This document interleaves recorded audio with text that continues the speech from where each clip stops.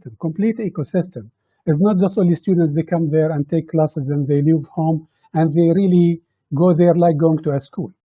That it has to be a complete ecosystem where students, they will have a place to innovate, students, they have a place to create, to mingle with industry, to mingle with faculty, to mingle with the startups, and so on, such that they will create new solutions rather than learning things which already they can learn using the technology.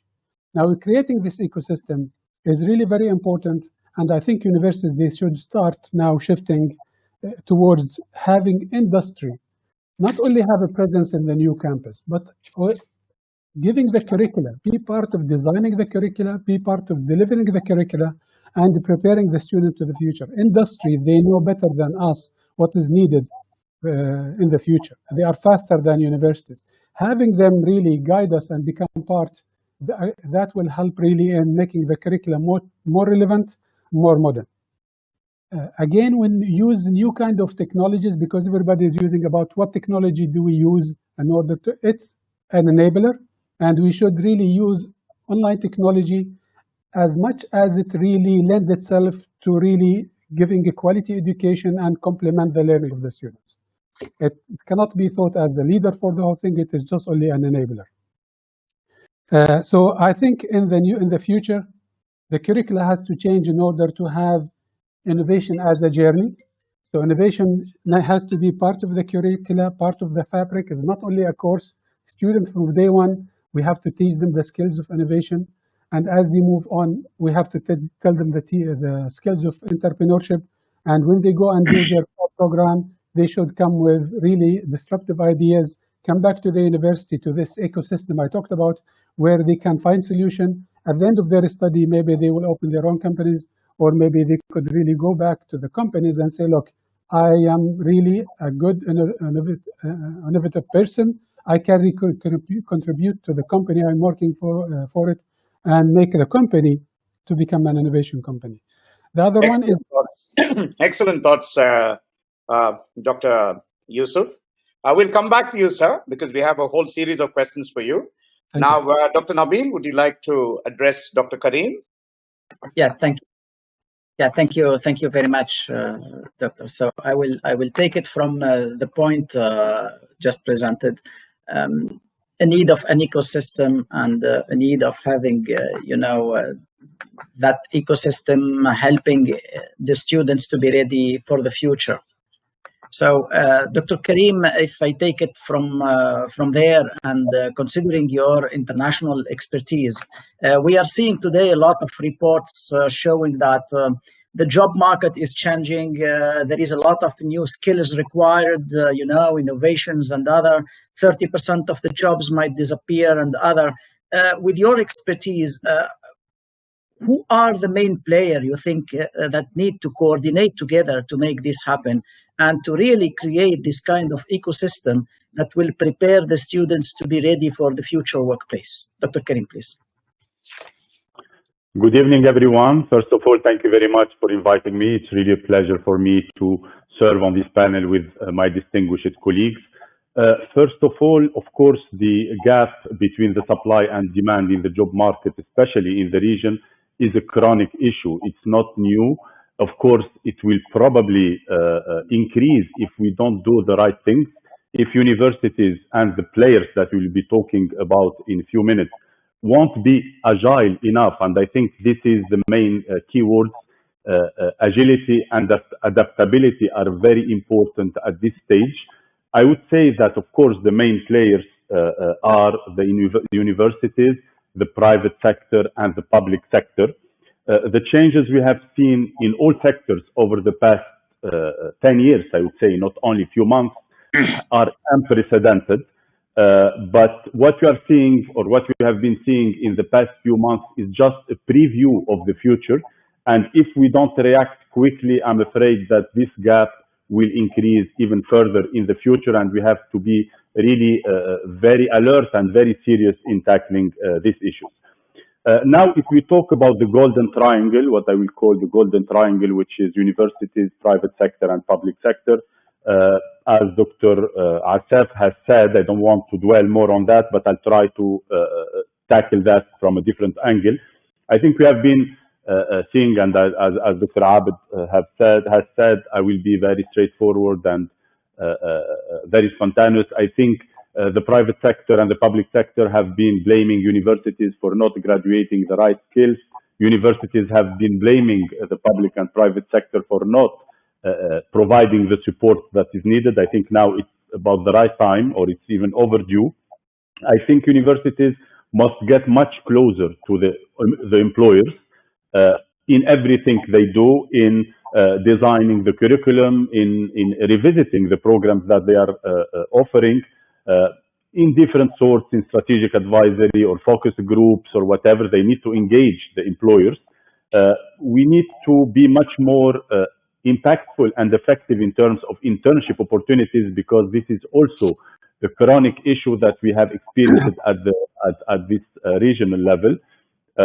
We need to use much more practitioners when it comes to teaching, at least from the adjunct point of view, more guest speakers, more company visits. I think what universities should do as well, and in my opinion, this is what makes the difference in many times for many people, it's the soft skills and building character for the students. Sometimes, believe me, what makes the difference is not necessarily the technical skills, but it is the soft skills and the character that we would build for the students.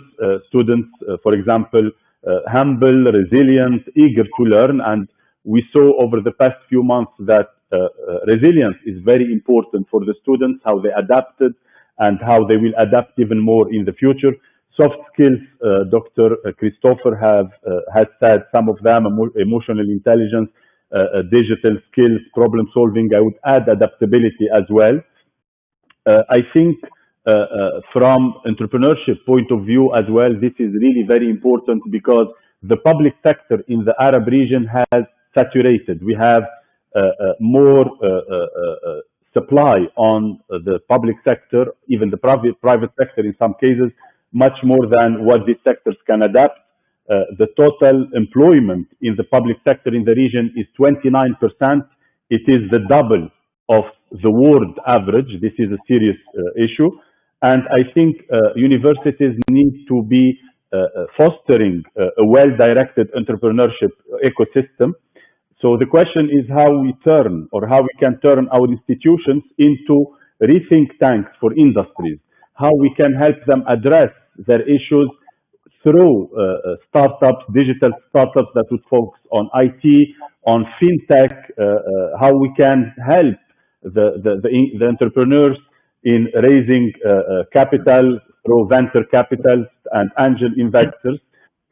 Universities as well should have much stronger offices for career services and placement.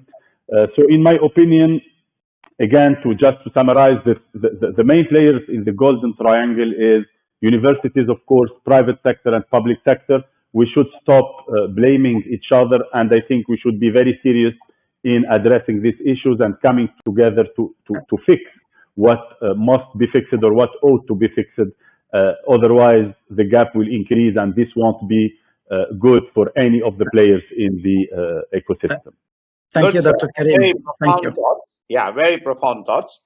I think the big lessons that we're getting from Dr. Yusuf is create an ecosystem driven with innovation. And then Dr. Karim brought in a very interesting concept of the global triangle, where we bring in the university, the public sector, and the private sector. Dr. Bruce, in addition to this, what else do you think? And you also brought in the element of smart skills, soft skills, entrepreneurship. In addition to that, Dr. Bruce, any other profound thoughts that you believe we should add to consider how we prepare our students for the future workforce?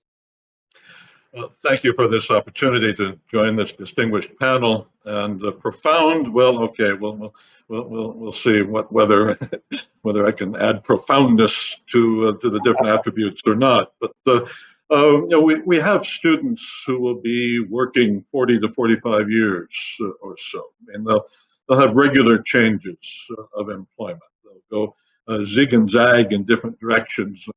We can't just prepare them to zig; they have to know how to zag at the same time. You know, think what will become obsolete, what will remain current over this period. It's a bit of guesswork, maybe, but if I I say look back to my own professional education, which was in the field of urban planning, most of the technical content is obsolete. So this was shortly before personal computers really took hold in offices, shortly before the potentialities of geographic information systems were applied to various types of considerations, land development and planning and so forth.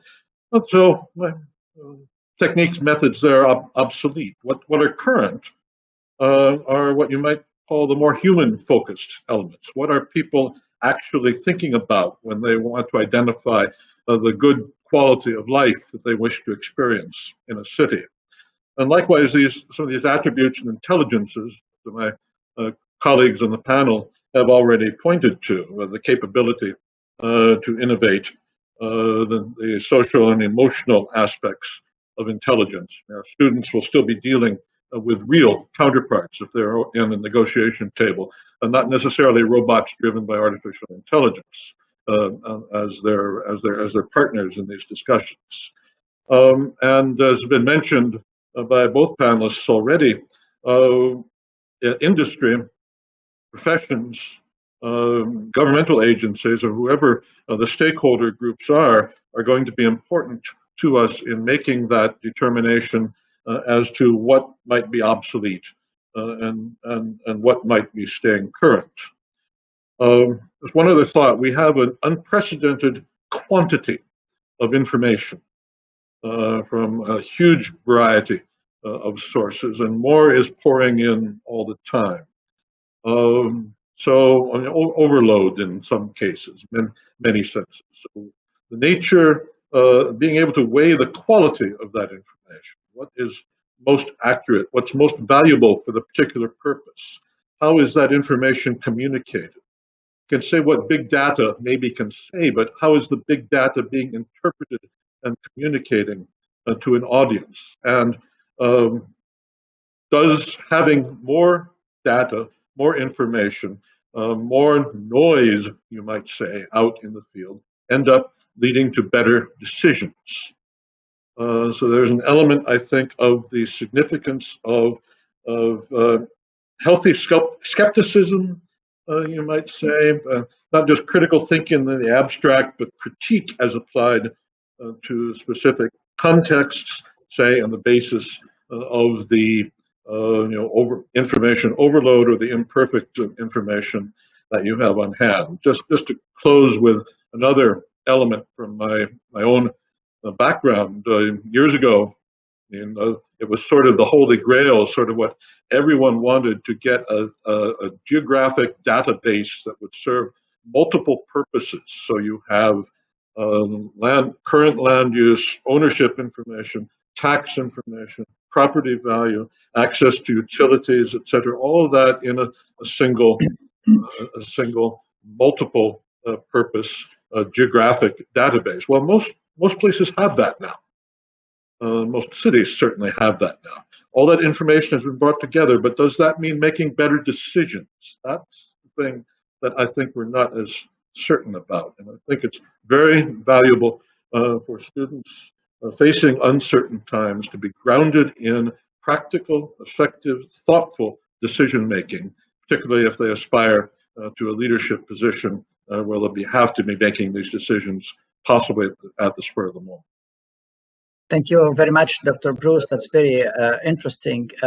So we are adding to what was previously done, this dimension of possibility of taking good decisions and to be able to apply, the right things with these practical aspects. And if I may ask Dr. Asim, leading an institution who, identify itself as an applied and practical institution, from your perspective, how can we do that? What are, let's say, the basic bone requirements so that we do really succeed in equipping the student with that capacity and capability to be able really to apply the knowledge in the disruptive area and in the future that might be unknown of today?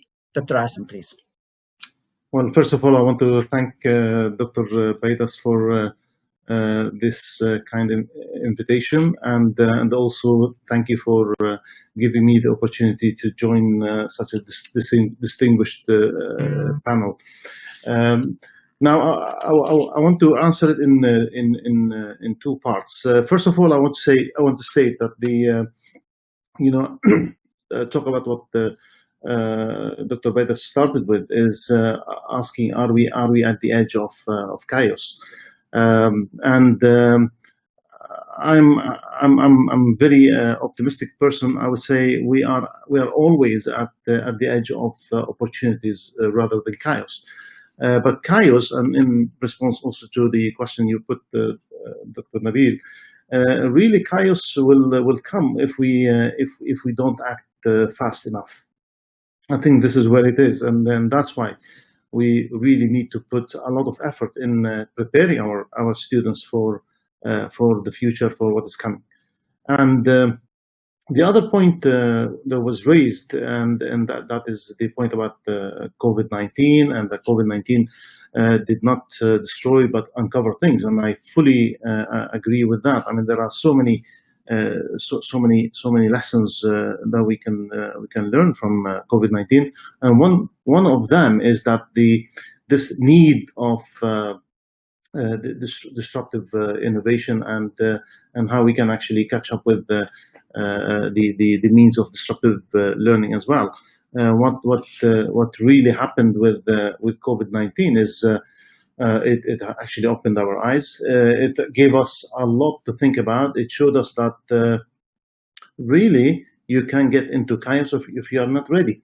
And maybe here in the UAE, we certainly have been in a much better position and situation than many other countries because we had the infrastructure. We had a big element of preparation to be able to, and we were able to deal with the situation. We were able to cope with what COVID-19 brought to the world. So in terms of preparation and how, as an institution, institution like Khwarizmi, how it actually it prepares the students, and and as a practical institution, how we can actually how we dealt with things. I would say as many other institutions, again without going into a lot of details, it hasn't been an easy and straightforward task. It was actually it has taken we have to take a lot of decisions, quick decisions, prepare our students to make the change and to move from one position to another. Of course, being a practical institute, higher education institute, it makes life a little bit more difficult because for practical you have practical activities. You have to be present in the place rather than be able to do everything online. And this is where we had to go in the direction of purchasing or getting simulators to provide the proper. Again, we were talking about the ecosystems. To provide the proper means and tools for our students to get the benefit and to keep the quality and the standards of their learning at the right level. We have to move into, of course, into online in many things, and it's important to mention here that it wasn't only there are things that institutions, universities have to think about, which are not only the study. We also moved we kept going with our students. We give them services that are like services, student services, giving them counseling, providing them with even sport with exercises, providing them with advice, all the time, being with them. I mean, even to the extent we although we have our electronic library, but sometimes they wanted things, physical, the book itself. We sent the books to their houses. Students who didn't have the ability to, or they couldn't afford, or they don't have a connection to the internet, they didn't have the computers and laptops, so we provided them with with what they need. It is it's in terms of course, that is to provide them with the complete kit of skills related to technology and that they need actually to do their to complete their studies.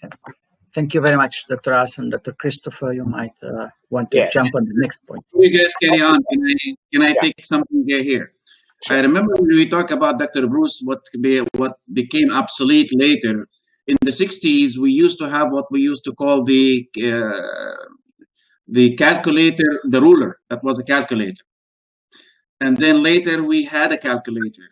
That's a slide rule. Slide rule. Slide rule, yes. And now does it exist anymore? I think somewhere they sell it. I have one in storage. And then we had a computer, and then the computer became a processor. Years ago, we had a factory that we were setting up, and AT&T in the United States came to offer us one supposed to be a big computer at the time, and they said this computer has a memory of 1 gigabyte.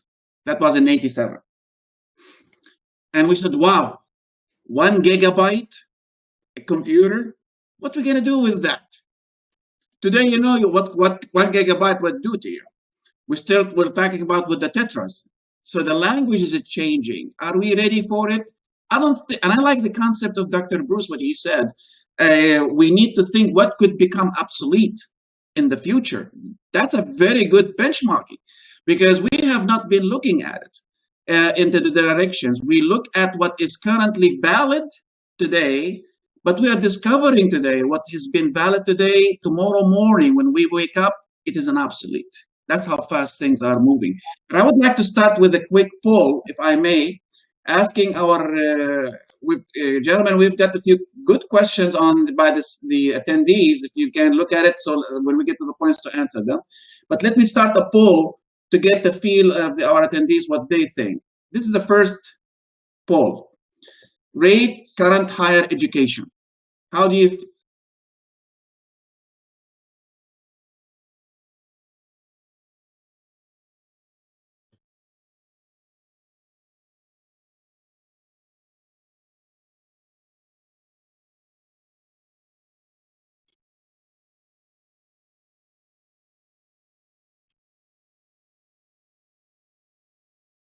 Please, all of you, do participate. Whatever you think, it's going to be discreet. Nobody would know who you are, except me.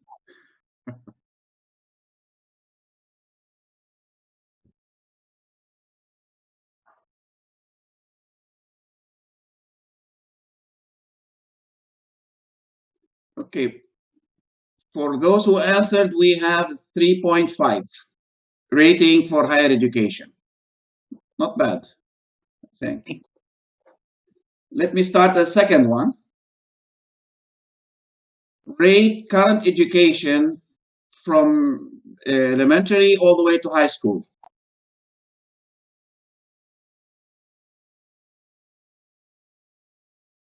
For those who cannot see the second one, just refresh your page.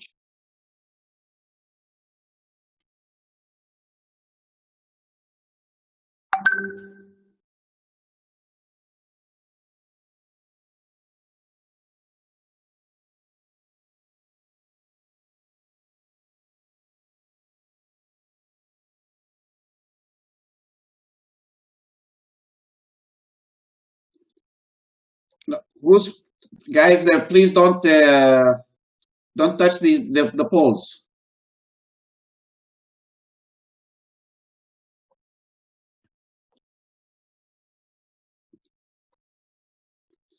All right, let me start the second one. Rate overall education appeal. Gentlemen, you're confusing me. Please don't do it because I try to control how many the order of the polls.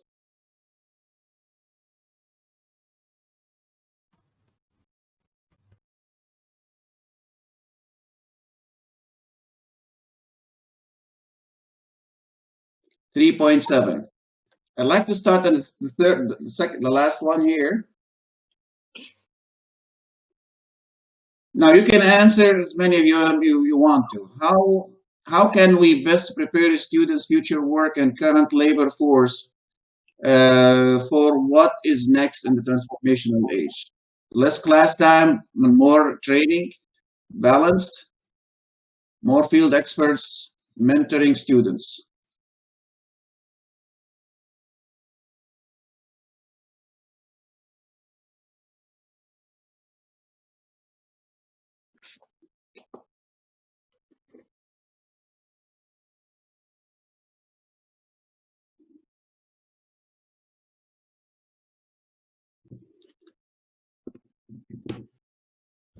%52 balanced class time and field training. 47% more field here. More field experts mentoring students. 50-50. Wow. 50% balanced, more field experts, almost about the same. More field experts mentoring students. Now we can go back to the session, please. Dr. Christopher?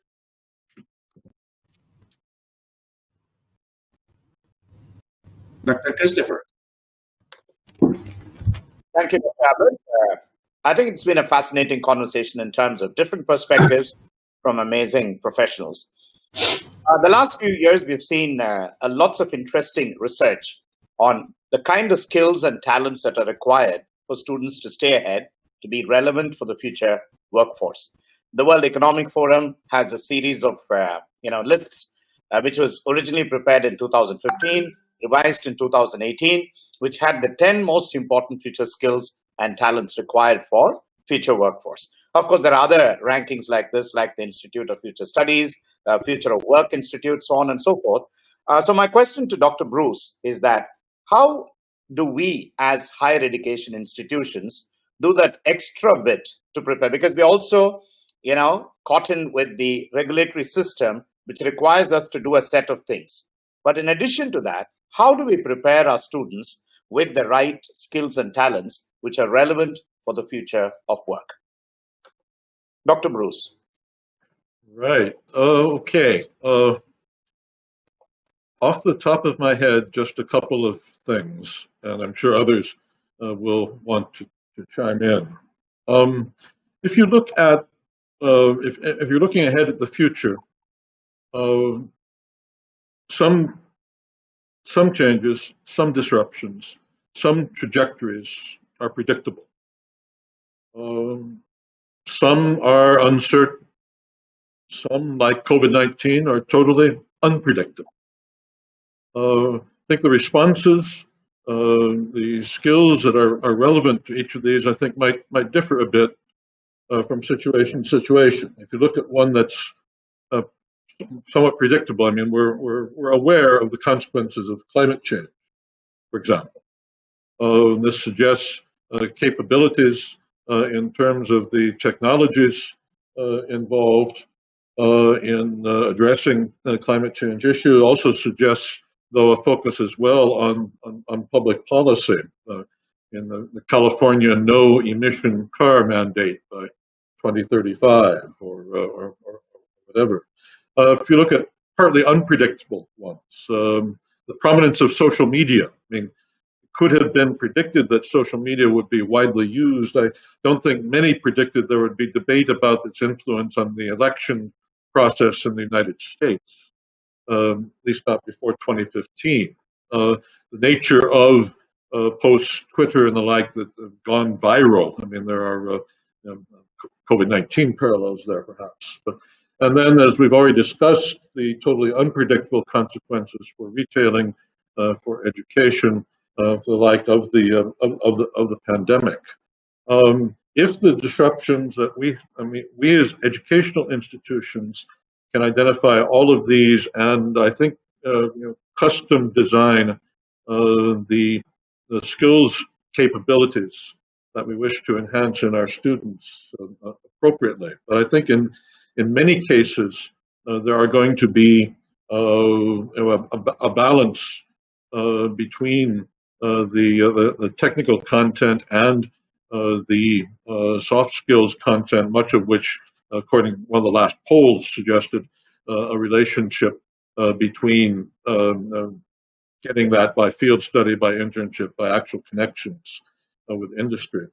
I want to perhaps just mention two things that I think are going to be indispensable, I think, for most future careers. One is writing capability, and one is language capability. Old-fashioned maybe, but I don't think we can ignore either one.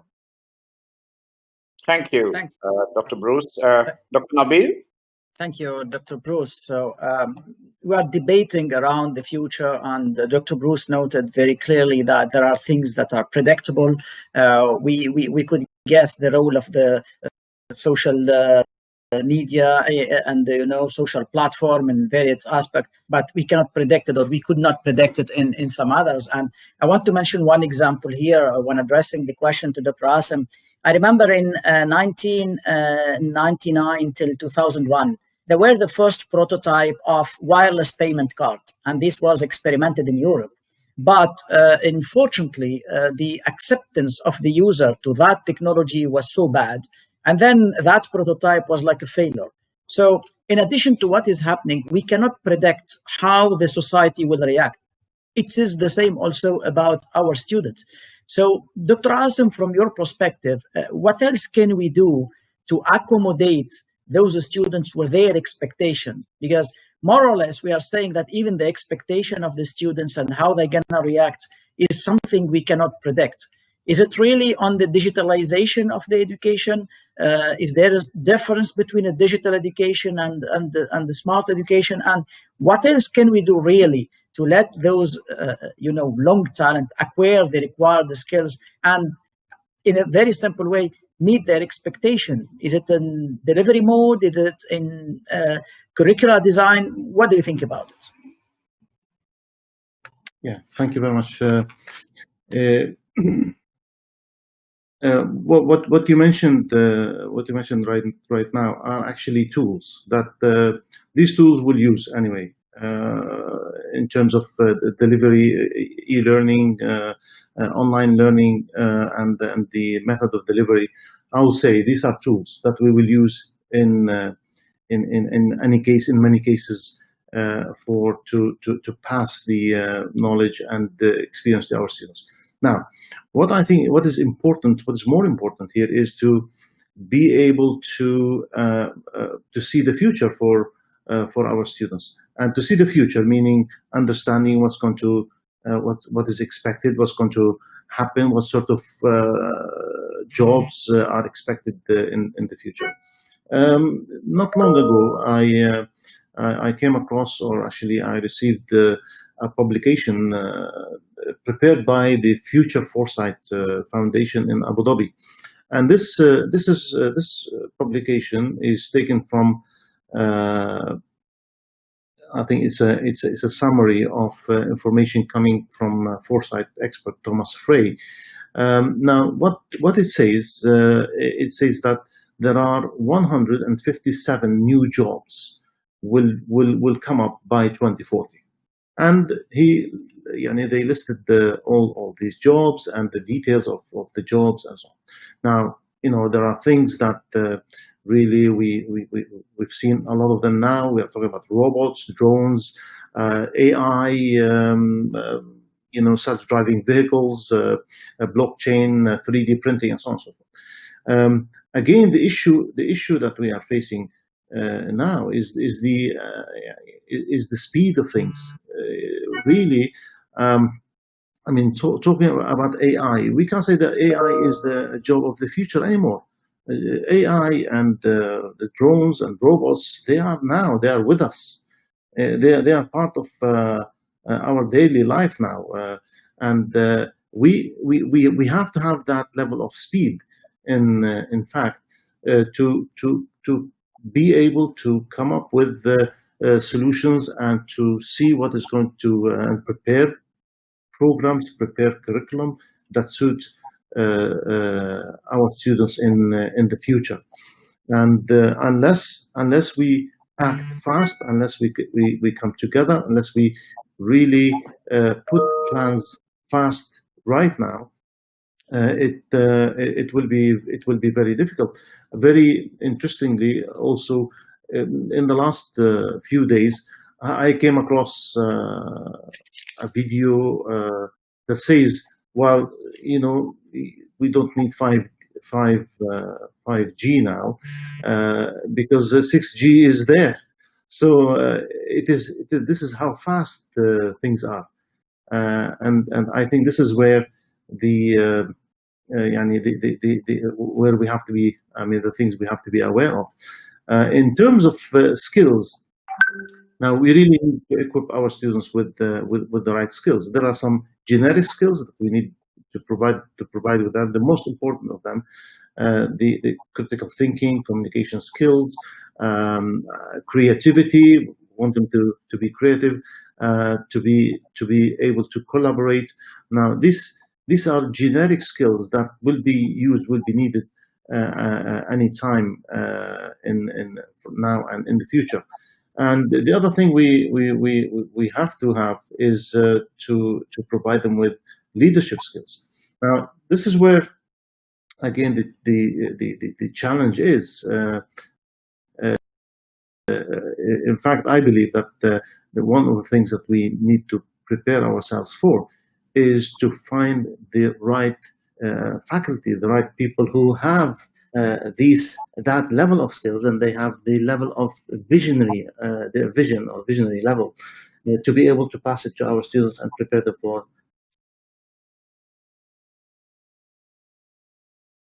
Excellent. Thank you, Dr. Aslam. A couple of years back, Stanford University, this is to Dr. Yusuf, sir. A couple of years back, Stanford University came back with a very interesting combination of a future professional. They used the word the techie and the fuzzy, meaning that the future professional is a combination of technical skills and the fuzzy was the human skills. So you run a top-notch, technical institution, RIT.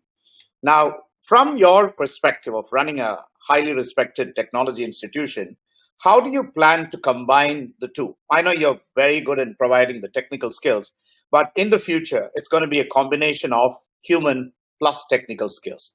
So how do we envisage a future where we can create these two skills and create what we call whole brain thinkers? Dr. Yusuf. Thank you, Dr. Abraham. Some of the skills which I would like to really focus on, students, they have to be mindfulness of the situation. They should know that things are changing and they have to adapt to the change, because at the end of the day, they have to do it. And at the same time, here in our culture, the parents as well, they have to be mindful. And maybe it's our job really to create that mindset and help people to understand that you cannot think the old way and you have really to move fast. The other skills, technology will keep changing, and we can teach them, for example, at the moment, current technologies like Dr. mentioned, robotics and drones, but these things, they will keep changing very fast. I think the idea of making the students innovative, creative, and they create things is a skill which we need really to put in our curricula and the way we teach our students. Critical thinking. At the end of the day, without critical thinking, students, they will not be able to really reason out how the future is folding out. And we would like as well to have enough digital fairness among students. Here in UAE, we are lucky that many of our students, they have the ability to get into the internet. But other countries, they can't, and maybe in UAE we have problems. I think it's part of the government really to focus on giving the students the platform, the ability to be fair with all students. The other skill which students we have to teach them is the engagement. If students, they would like to go and take classes, take a degree, and suddenly end up with a degree without being engaged during their study, I think that will be a problem and will be behind all the time. The third one, we need to teach students that you don't have to choose a specific skill. Multidisciplinary is becoming a very important thing. Maybe you would like to study engineering, but you combine it with another degree. It could be industrial psychology. I think we have really to increase the ability of students picking their degrees as they move into the future.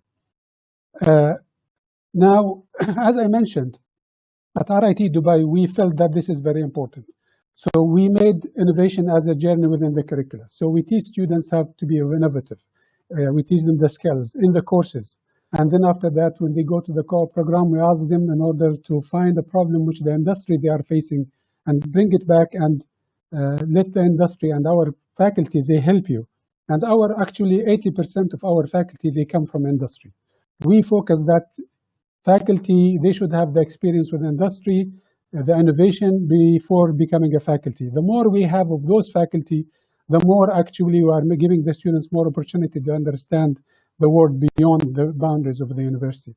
Let me finish by saying the co-op program at RIT Dubai is very long. It's 1 year. And usually we had students, they go to big companies and they spend 1 year as part of their graduation. We felt, but is this enough as we move into the future? So we added different portfolios to the co-op. We actually teaching some of our students how to be consultants. And then after that, we agreed with many companies in Europe and UAE in order to give them a consultancy project free for the company, but real project.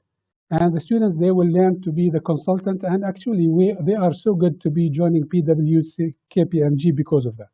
The other dimension, we said, look, how about if we teach some of the students in order to be entrepreneurs? So the co-op program, we kept teaching them the skills of entrepreneur, creating an idea, pitching for it, try to defend it, and maybe try to get funding. And we were successful with that. The other dimension is, why don't we involve them with faculty to do research and development? And we have an industry working with that. So we ask students to create the future rather than just learn it through the co-op program, which is almost 1 year. And the third one, we are agreeing with many companies like IBM Research Center in California. We would like to send some of our students to spend half a year with you in order to work in a use case that is a problem and create a solution. In this case, actually, we are putting the students in the middle of creating the future rather than just going into the future. And when we get there, we will see how it goes. I think there are so many things the universities they can do. Integration between the universities is very important. So at least all of us will complement each other. And maybe we should really talk to the ministry in order to ease it up and change the regulations in order to allow this diversity of work, of opportunities. They are more listening now compared to the past, but I think they need to move even faster if we would like really to contribute to the future of our kids. Thank you. Thank you very much, Dr. Youssef. It's a very important point that you are mentioning here, the role of the regulator and the need to move fast, and to have this integrative approach. And you highlighted various methodologies and various changes happening in the way of delivering by including apprenticeship and by including more practical things. But still, the students who are graduating today might face the following challenge. I'm graduating with a program designed 5 or 6 or 10 years ago. And then because the change, as mentioned by Dr. Asim and by Dr. Bruce, are very, very rapid now. So the university seems to be, a little bit, lacking of speed and lacking of dimension. So Dr. Karim, do you think that's how it should be? The universities are like, trying to cope with, and they are the one trying to catch up with the changes, where if we go to 20, 30, 40 years back, it used to be the different model. It used to be the universities who are the enabler and the one who push for a change, and started in the labs, in the research, and then it goes to the industry in all the aspects. So shall it continue like that, or do you have maybe a major approach in which the university will be, balancing and inversing in that regard? Thank you, Dr. Nabil. I agree that in the past years, maybe universities have been trying to prevent the future rather than inventing the future. And maybe a good example is the resistance of many universities to use online education in the past. And then when universities were taken by surprise, they did it very fastly and in a very agile way. So I think today universities have to move at a different speed. We understand that companies are now looking for actual skills rather than academic degrees.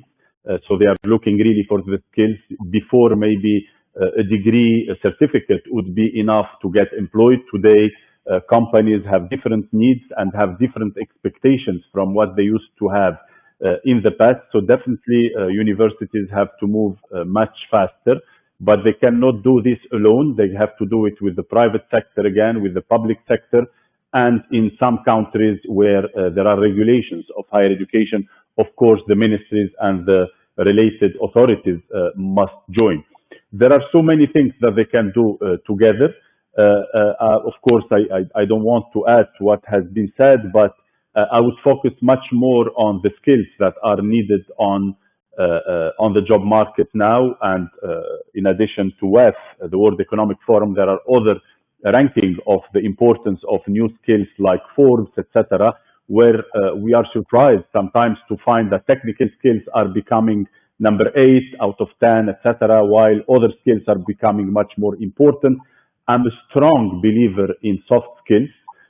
These things don't change. Creativity won't change. Innovation, the need for innovation won't change. The need for emotional intelligence won't change. Technology will change, but lifelong learning won't change. So I think universities must be very fast in adapting to the needs, especially the soft skills and building character of the students.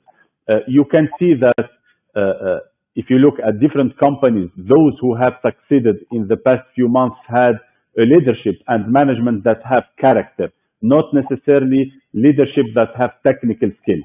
Resilience, adaptability, understanding and emotional intelligence have made a huge difference in the success of companies, and this is what the job market needs. I would like also to add that I'm happy that I can see that there is a huge debate now. A few years ago, we were talking only about STEM education. Now we are talking about STEAM education, where we add arts. And of course, by arts, we mean also humanities, we mean music, design, design thinking in general. So I think the future, which we don't know yet, will be full of changes of technology, but I think the common denominator will be the soft skills that we were discussing. Another point, so that I am fair with all the players, I think we need to also tackle at some point the feeder schools, because, you know, a university student would spend 5 or 4 years, depending on the program, but a university cannot do much. They cannot make miracles if the students are coming with a weak background in from the feeder schools.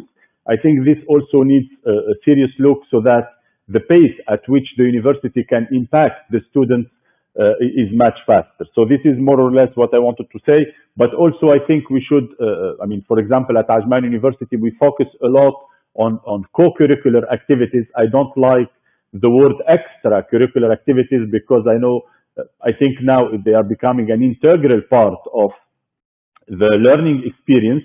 We focus a lot on competition. We focus a lot on business incubation in the university. We focus a lot on simulations, on case studies rather than theory. We focus a lot on learning by doing, approach, teamwork over individual work, storytelling instead of lecturing.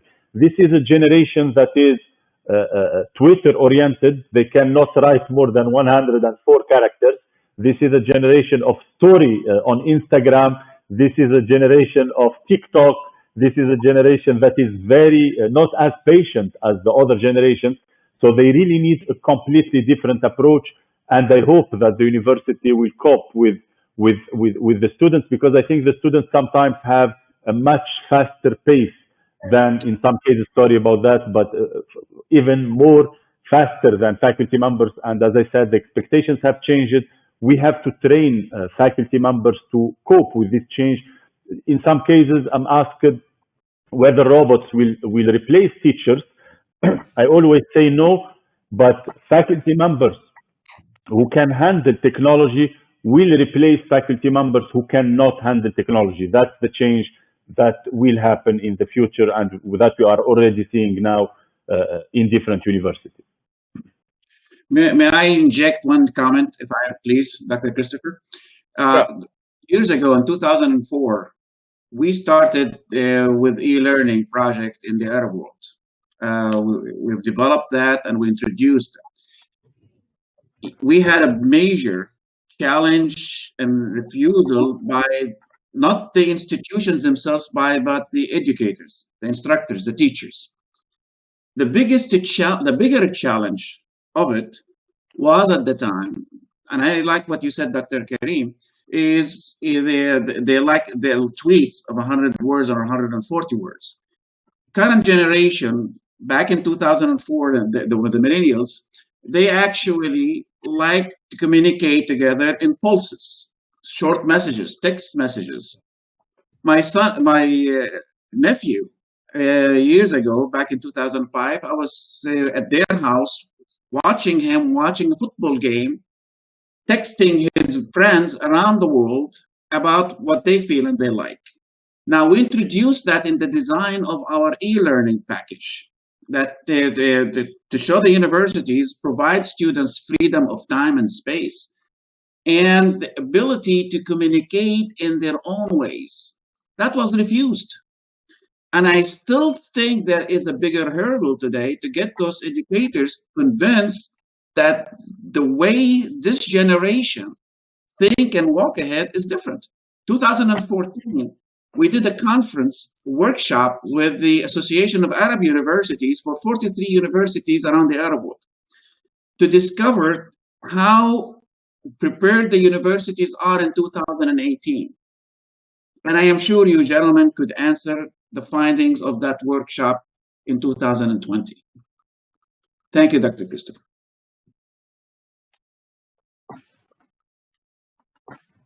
Dr. Christopher? Thank you, Dr. Abed. And moving forward, we're looking at, how do we get our students? Now we know that, yes, we know what skills, how to prepare them for the right talents. We're also talking about preparing for the future workforce. The third dimension would be credentials.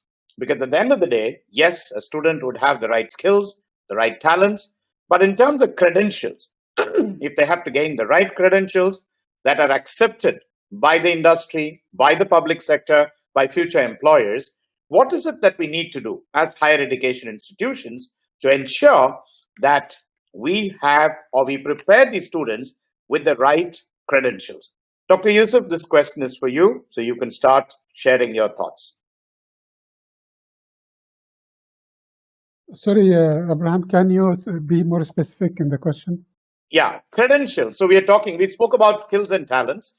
We spoke about the right way to prepare them. But now, how do we credentialize them? What is it that we need? Apart from the degrees, the certifications, we're talking about the concepts of micro-credentials. We're talking about short-term programs. Google's launched a whole range of certificate programs. Companies like IBM are doing something similar. So what are those things that we need to prepare our students for? Should we look at some credentials in the soft skills areas, MOOCs, so on and so forth? Yes, sir. Yes, thank you, Dr. Abraham. Actually, you are right. One of the disruption that we expect to happen actually is not in the technology changing the classroom. It's just only the gap between the trust between the students of the degree they get and actually the need of the market. This is going to be disruptive if we don't really solve it. One thing we did at RIT Dubai, which we are going to start very soon, that every student, we tell them, look, you will end up with two things. You will end up with an academic degree, but at the same time, you will be ending up with an industry-endorsed certification in the field of your study. Let me give an example. You will be end up with an electrical degree with all the things which we did, and I mentioned before, in order to make it creative, innovative, industry engagement, and all of that. But no matter how much you do, people, when you go to the jobs, they would like to see an evidence of that beyond just only meeting with you. So we said, okay, you are going to choose in your area a certification. One of them could say, look, I would like to be certified in cybersecurity. Then we work with an external entity, which is an industry, that will really teach them parallel with our faculty. So it's not the faculty teaching the thing, it's the industry teaching them. So in this case, students will have the teaching of the faculty, the benefits of being taught by faculty, but at the same time being taught by industry. And they apply for the certification and they have to get it while they graduate. So when they graduate and they go to the company, they say, look, here is my academic degree. If you are the kind of Google where you don't really care about the academic degree, by the way, here's my certification endorsed by Google or endorsed by IBM. This is one thing which we are doing, and we are actually insisting that every student has to come out with an industry endorsed based on their future, based on our advising to them exactly what they want to do in the future. And that's actually will help the students to think about the future, not just only graduate. The other thing is we are trying in order to see what are the courses which we can really rely on online teaching, where we tell students, look, if you take these courses online and you just come and do the exam at our university, so it is, we don't teach you, we just only examine you. And if you really pass, then definitely you have captured the material. That will make it cheaper for the student, make them faster. Maybe they can do it at the school level, maybe they can do it at the grade 12. And that will make the time at the university shorter and cheaper. But however, a negotiation has to be done with the ministry in order to allow this. The ministry now is allowing universities to take 2 courses from secondary schooling into the university. But it's beyond just counting numbers. It's just only linking, as Dr. Karim mentioned. If we can really bridge the gap between the secondary schooling and the university and we make it one unit, I think we'll have more time in order to prepare the students in the future. Thank you very much, Dr. Youssef. You gave us an example where we are considering the integration of the practical, credentials and the certification in the university curricula. These models, for example, have been experimented in Europe. And if I go back to 2004 till 2008, there were one disruptive school mainly known in Europe, and this school is opening actually, or opened already in Abu Dhabi, the 42 school, where in fact a big part of the university curriculum is in fact just a kind of certification on various areas, whether it's related to Oracle platform or Cisco platform or whatsoever, depends on your choice. This is one way or one approach of considering various credentials and integrating them in university curricula. Dr. Karim, is that the only way, or do you think the university should look to it differently?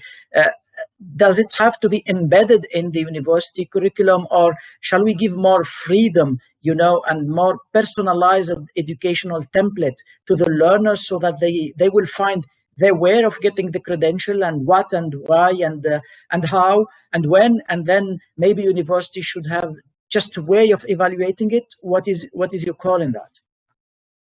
Thank you very much, Dr. Nabil. This is a very important question. I think over the past few decades, I would say, universities have been using mass approach, where they teach the same way, the same content, the same skills to all students. I think with the online education now, faculty members can maybe adopt a more personalized approach. Students have different skills, they have different talents, they have different challenges, they have different issues.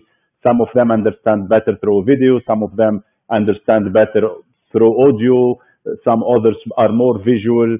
So I think the opportunity that COVID-19 would give, I think, and this move to online education, is that many of the curriculum aspects, at least the theoretical part, can be done separately, not necessarily from faculty members, but through video, through YouTube, through whatever. And I think the faculty members can have more time to focus on what is really needed by the students, real mentoring, personalizing the way they teach or how the students learn. I think mentoring is key. In the future. I'm not talking about academic advising, because that's not what really students need now. I think they should approach this education in a different way. Lifelong learning is very important for the students. They have to be really eager, and we have to embed them or teach them or make them passionate about lifelong learning.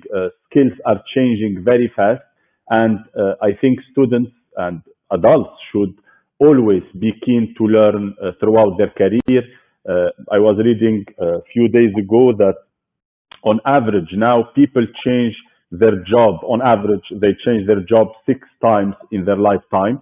Some of them would change 12 times. So I think students should know very early in their university life or even school life that they don't need to have answers to all questions. They don't need to know what their final job will be. They just need to work on the credentials. And maybe we need to rethink the whole model, and maybe I would be a little bit more provocative here. And maybe we are trying to convince students that soft skills are very important, entrepreneurship is very important, innovation, emotional intelligence. But when it comes to accepting students to universities, the acceptance is solely based on grades, which is something that should be revisited completely. Because after all, I mean, I have a math background. I graduated with an undergraduate degree in math, but of course, life taught us that there are skills that are much more important than the quantitative skills. But at the end of the day, when students come to university, they are evaluated according to the scores that they got in their high school, grade 12, for example, in math, physics, biology. I think we have to lead by example. We have to show them that that's not what the job market is looking, not necessarily what the job market is looking for. So I think we have to be genuine and sincere and serious about the change that we want to make. We cannot keep on having acceptance criteria or admission criteria that are very different from what we want to have at the end of the day, because the output will depend very much will depend very much of the input that you get at your admission at the gate. So I think the whole model has to be revisited if we really want to move at the pace that you are asking for, Dr. Nabil. Thank you. Very well point. Dr. Christopher? Yes, sir. Thank you. I think the last sentence that, Dr. Karim mentioned, which is about revisiting the whole model, because we're used to a certain system where we admit students from school, get them into a college degree, a college program, and then we look at a whole process and we give them a piece of paper. But now we have seen in this fascinating conversation that there are a number of ways to skin the cat, from industry tie-ups to innovation centers to entrepreneurship to preparing them for life skills. I also don't like to call them soft skills. Now, how do we get these things from a credential perspective? How does the student validate that he's got it? Apart from the degree that we have, apart from the piece of paper, the grades, how else do we get that credential out into the market so that he or she is accepted? Yes, you've got this degree from XYZ college or university, but in addition, this is what you have. And how do you demonstrate that credential in the real life work scenario? Dr. Bruce, this is for you, sir. Okay, well, I think that one approach which Dr. Yusuf has already pointed to is bringing in the existing credentials of professional bodies and incorporating those into curricula alongside a approach of integrating skills and capabilities across different aspects of the degree program that has a lot of promise and a lot of value, I think. Thank you. Thank you, Dr. Bruce. Before asking the question to Dr. Asim, I'll try to summarize 2 major points, I think, from those discussions. First, very disruptive points brought by Dr. Karim in saying that we need to revisit and relook again to our admission criteria that are not following what we are aiming. You know, we want the students to be innovative. We want to include micro-credential, and various ways of including those micro-credential have been discussed and brought by Dr. Bruce, by Dr. Yusuf also. But unfortunately, it seems that there is a kind of discrepancy, you know, between what we want to student to gain and on what criteria we are selecting them. This, Dr. Asim, lead me to the following. Universities in general and educational institutions, classical one at least, are used to evaluate, to assess. So whatever way of micro-credential or of credentialization of skills we want to have, at the end, the universities and the regulator will feel happy with it when there is a way to assess it and to put it in a certain scale, whether it's the qualification framework or whatsoever. So do you think the way of assessing the universities and the higher education institution are following today, especially when it comes to the applied skills and to the soft skills, are ready for this integration of variety of credential, or do you have another takeoff about it? Dr. Asim, please.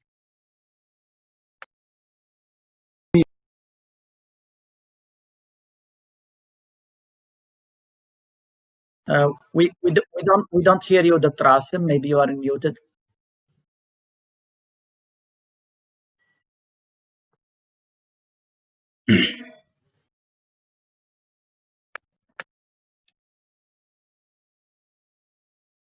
There is a glitch, I think. Personally, I'm not hearing Dr. Asim. So if you try to unmute and mute your mic again.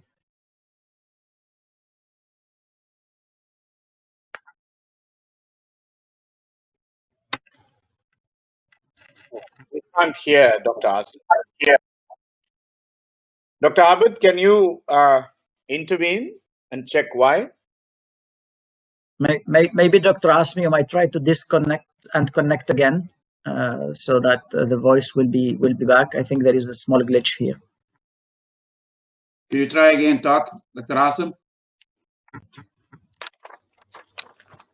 If you can refresh your browser, please. Maybe you should send a chat note. I don't think he's hearing us.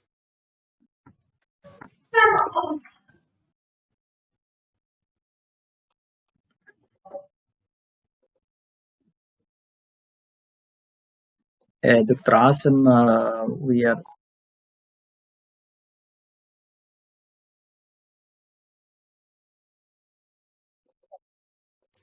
Dr. Abid, maybe you can call him up because I don't think he's hearing us.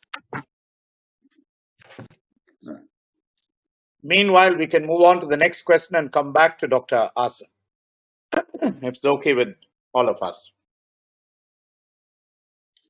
Yeah, go ahead, please. Shall we? Hello, can you hear me? Yes, sir. Yes, Yes. please. Go ahead. Right. It was not muted, but yeah, something wrong was in the system. That's technology. I was hearing you very well. I was hearing you, no problem. Thank you, Dr. Nabil, for the question. I would like to start from the golden triangle and the importance of that triangle mentioned by Dr. Karim earlier on. Distance learning is not a new way of teaching or mode of delivery. It's been there for a very, very long time. When I came to long time ago, in 2005, when I joined Harry Potter University in Dubai, that system was on. We used to give qualifications based on 100% distance learning. At the time, and here where I want to link with the regulations. At the time, you will go around in the region here, and people will say, okay, well, part-time teaching is not accredited. Weekend delivery is not accredited. The distance learning is not acceptable, and so on.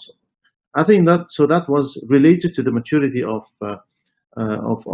maybe the sector at the time. Now we are more mature. We have full-fledged universities that provide learning, e-learning in full.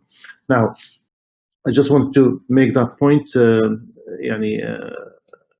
because it's an important one to make the link between the three. Now, Also linking with the industry, with the private sector and public sector in various aspects of qualifications.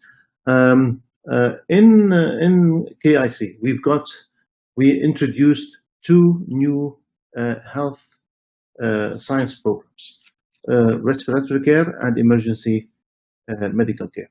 Now, these 2 degrees, they're both bachelor degrees, and 20% of the courses, are in internship and the professional certifications. So a whole 20% of the courses, the students must get professional certification throughout the program, and also they have a heavy internship, which is twice or maybe more as well than the normal courses. Now, this shows that it's very important to, and here we have, we take it in parallel. Our students, they gain the experience, the actual real experience in the sector, in the industry, as well as the knowledge and the knowledge they need for the profession. Now, the point about personalized approach to skills and personalized people doing their own things. I think the market now, or the industry, is getting more and more familiar with that. And now this is, I'll give you an example. My son, Dubai Future Foundation, they have some courses. They've got a project about the 1 million coders in the Arab world, and for that, you need they give you like 4 months to complete the course. Now, he was able to finish that in 2 weeks. Now, reason is he's got his approach is different than other people's approach. I mean, if he gets into something, he has to, he doesn't even sleep. He will continue working on it until he has finished it. So it is something like this will, and I agree with Dr. Say, Dr. Karim, and Dr. Yasser, and Dr. Afwan Yusuf, that it is, people have different abilities, different approaches to learning. Some like videos, other like the audio, other they prefer the cartoon, and so on and so forth. So the speed of their learning and the method of learning will vary between them.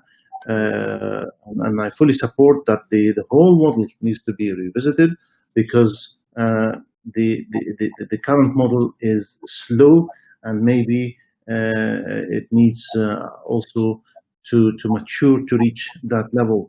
At the moment, we don't have a specific or a particular way or approach to do it, but certainly it is it's on the on the cards for future development and certainly future gain.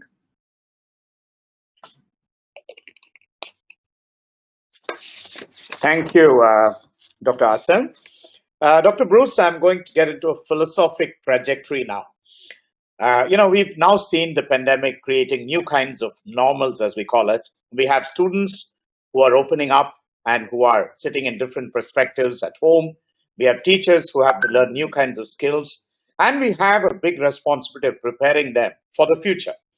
Now, in your earlier conversation or communication with us, you had mentioned a very interesting concept of how can we bring global consciousness and understanding, which can be worked within the curricula, within the academic curricula, which I think is an extremely important need of the hour. So what are your thoughts on how do we bring about global consciousness and understanding within the curricula so that we prepare all our students who understand how to face these kind of impossible, or rather challenging, catastrophic situations in the future? Dr. Bruce? Thank you.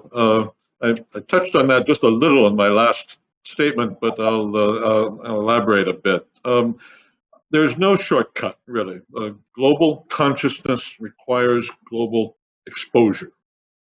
It's not an armchair type situation. It's not reading a book. It's not even looking at an academic paper or a research report or something like that. It requires really getting into the heart of how similar types of questions, how COVID-19 responses have varied between India and Sweden and the US and China and other places. So to really, I think, function in the globalized marketplace both of professional opportunities, that has to be one of the items that I mentioned previously as being as permeating a curriculum. I've asked our librarian to make sure that the Wall Street Journal and the Economist are available to everybody, not only for recreational reading, but for insights as to how the media, the global media, are viewing particular issues and challenges. What does other stories? What Donald Trump pays minimal taxes. What does that suggest? The UAE has no taxes, but of that nature. But what does it suggest in terms of the nature of government finance, businesses' role, businesses like the Trump Organization's role in meshing and liaising with government? What does it say about trust in government, trust in institutions? The technology for distance learning throws up interesting opportunities for identifying. Many of our institutions have global partners of one sort or another, bringing student groups together in a shared Zoom or Teams conversation, discussing a similar subject and how it's addressed in their different environments. Arguably, the more the better in that regard. And so, webinars or podcasts that have a global marketplace. And I've already mentioned the possibility of enhancing study abroad. It's really one of those things that if you as a faculty member, you as a faculty group are yourselves diverse in your backgrounds, your experiences, and the nature of the what do you call it, the direction, the context or mindset in which you view the world, which you view challenges shared by everybody, then you have, I think, a leg up in this. And I think that's one of the values that our own faculty at MCM bring to the degree programs that we deliver. But there's no short way around it. So, developing global consciousness requires a continuous exposure to global circumstances, global attitudes, and global points of view. And that's one of those things that really, if that's a priority, needs to really be omnipresent across what you do. Wonderful, Dr. Bruce. You tackled a very interesting point on the need of globalization in terms of open mind to, get a great exposure to allow, our students to unlock additional possibilities and to maybe stand out of the crowd and be able to distinguish themselves. And I remember weeks ago, I had a chance to speak on a platform of Smart Cities Africa, and we are saying that, well, when we move to the smart city with all the technology and the enabled, we need a smart enabled citizen, and the smart enabled citizen need a kind of smart education, preparing them in the best way. So, Dr. Asim, there are some students who are, as Dr. Karim said, they are the Z generation, they are Twitter, they are TikTok, they are genius. And we know in Emirates, we are so lucky that despite sometimes we might see the authorities a little bit, controlling the freedom of the university, there are also a lot of initiatives. I know about the initiative Rahal, which is for the outstanding students to be homeschooling and to get a degree. But what about a very basic normal students who's trying, in this crowd of a lot of disruptive changes, a lot of, new technologies, try to stand out of the crowd and to identify what he gonna do and to excel in a way or another in order to find his way. What can we do more to help those students? Dr. Asim, please. Thank you. Thank you very much, Dr. Nabil. Again, I think the answer here is the type of skills that we should be thinking of providing these students with.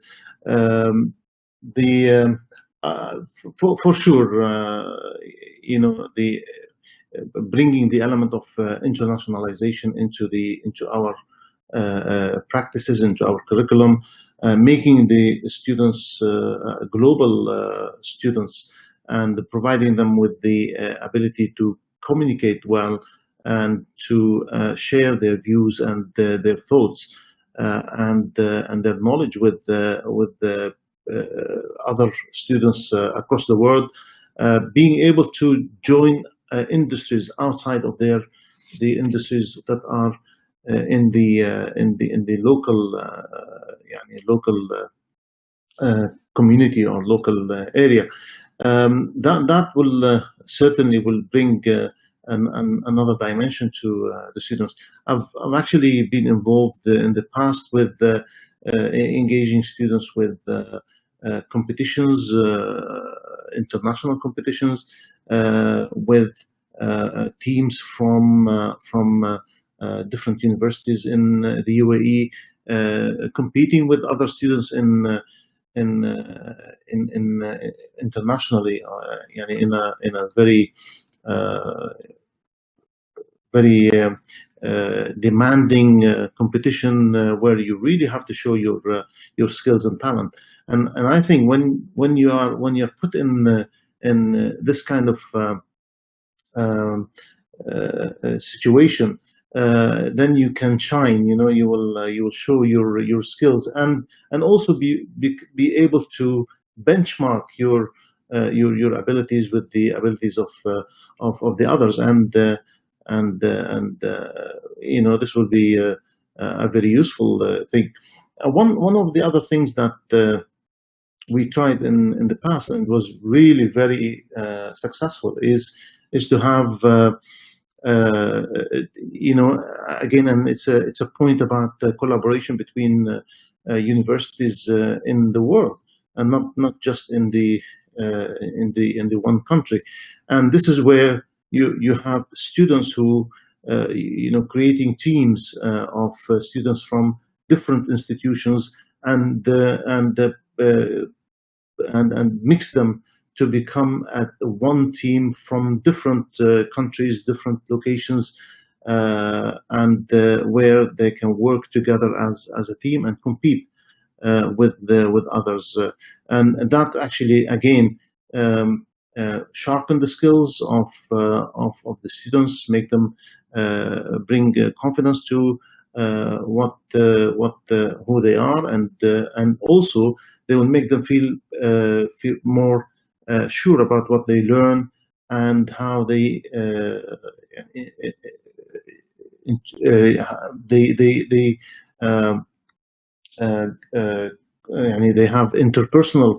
build interpersonal skills, which is one of the critical skills needed for jobs in the future.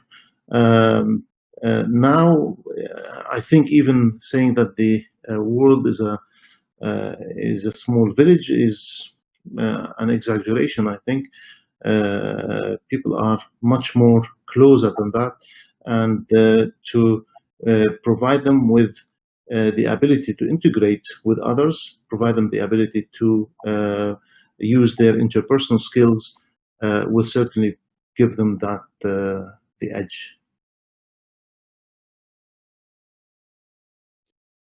Thank you very Thank much. you. Thank you very much. And the final formal question, after that, maybe we open for discussions through questions. This one's addressed to Dr. Yusuf.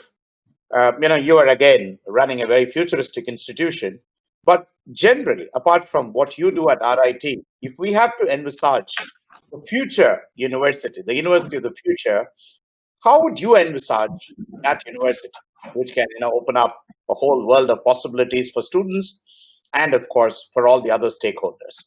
Dr. Yusuf. I think it will be a community center with and being an ecosystem. I think students there, they will go there just only to have the experience of, as I said before, to mingle with others, learn from them, present new ideas, maybe learn courses and etc. Mingle with industry, work with industry, have opportunities within the campus, and really create their future while they are at campus. What we are telling students, we are not interested in giving you a degree, and after that we tell you to go out and fight by yourself. We are trying to ask you to create your future while at the industry. That needs the university to become an ecosystem where you have students, faculty, the community, industry, the manufacturing will be part of the university. So it is a small city within the campus, and it integrates and connects with the bigger city. And that's why I ask my colleagues at other universities, if you can bring the city to your university, that is the future. Thank you very much, Dr. Yusuf. Dr. Karim, maybe for a concluding remarks on what else we can do for the students. You spoke about an ecosystem and also the need that there is a lot of cooperation about the private and the public sector, and that we are expecting a lot from those stakeholders. Maybe a concluding comment on that, on what are we expecting from the student also, because all what we are preparing, if there is no kind of synergy and fit for purpose for activity from the student side, maybe we will not be able to be the target. What do you think about it? I think our role is to make sure that it's all about acquiring knowledge and skill. As I said before, I think the whole model should be revisited and will definitely be revisited in the future. Of course, what students are expecting from us is that we prepare them to be successful, whatever how we define successful. This is another debate. But I think they should be keen to learn forever, lifelong learning. I think what students are also expecting from us is that it's fine to, they are full of questions sometimes. The learning environment itself, with all these grading systems, with A, B, C, and D, sometimes, frankly, they have a negative impact on learning itself, because students are much more obsessed about doing well on the exams rather than acquiring knowledge, which is the main mission of a university. Sometimes really what I see during exams and the panic and sometimes people are scared, students are scared of sitting for an exam, and they are much more concerned about the grades, and then they end up memorizing rather than understanding the material. I think the whole model should be changed. We should, as Dr. Christopher said very well, I think we need to show, or the students will need to show in the job market what they have acquired as skills rather than grades. We might end up with universities where the students would choose the skills that they want to learn, and a menu of courses or activities or whatever that would match the skills, rather than, in my opinion, the students are not necessarily enjoying university life anymore as they used to be doing for the past generations. Maybe it is due to several factors, but competition is becoming too fierce on the grades. This, as I said, led to memorization in many cases. I think after all, we need the students to enjoy campus life. We need to involve them. We need to engage them in co-curricular activities. These are beautiful lives, beautiful times, and I'm afraid that we are not helping that much. We really want to unleash their potential. We need them to grow. We need them to understand that it's fine if they don't have answers to all questions. They are not supposed to know what will happen to their career step by step.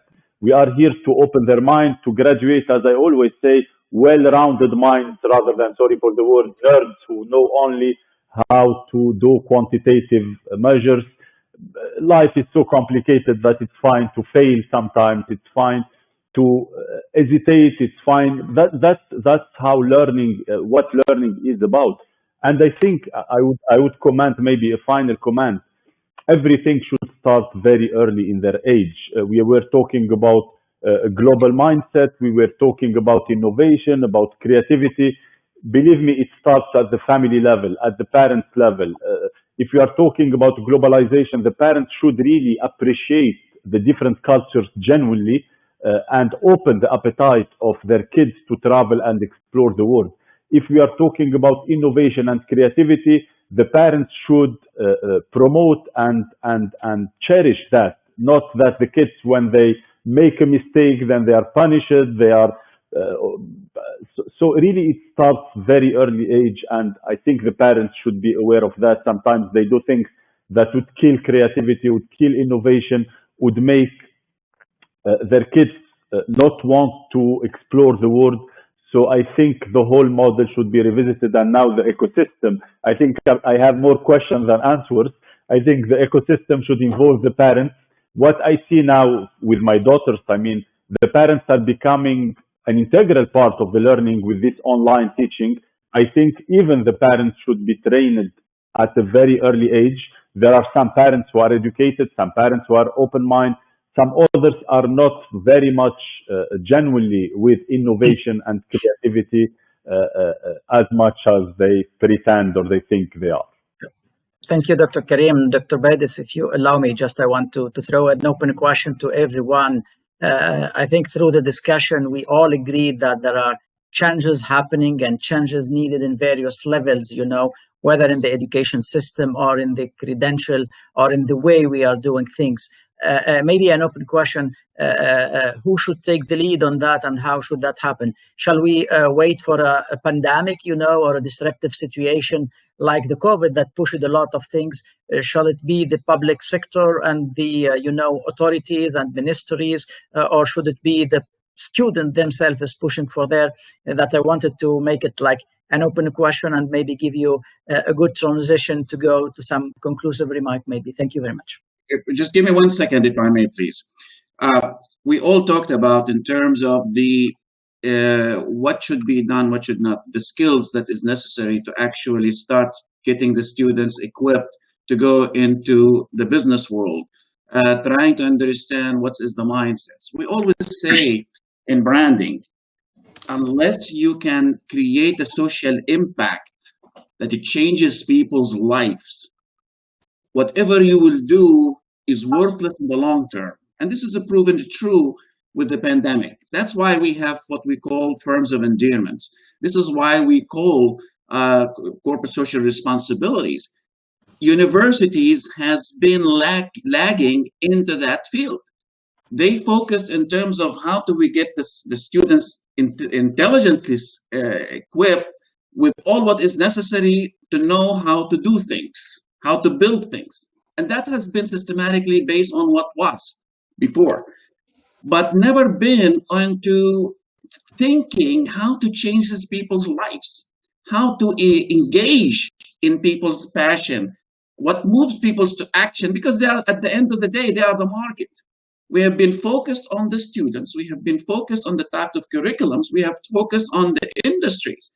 But we have not really talked about in the whole conversations, the community, people. How are we thinking to educate, to provide the students the talents to understand the passions of people in the communities? How do I want to, I'm studying in engineering, but at the end of the day, now I know how to design a building, for example, design a machine.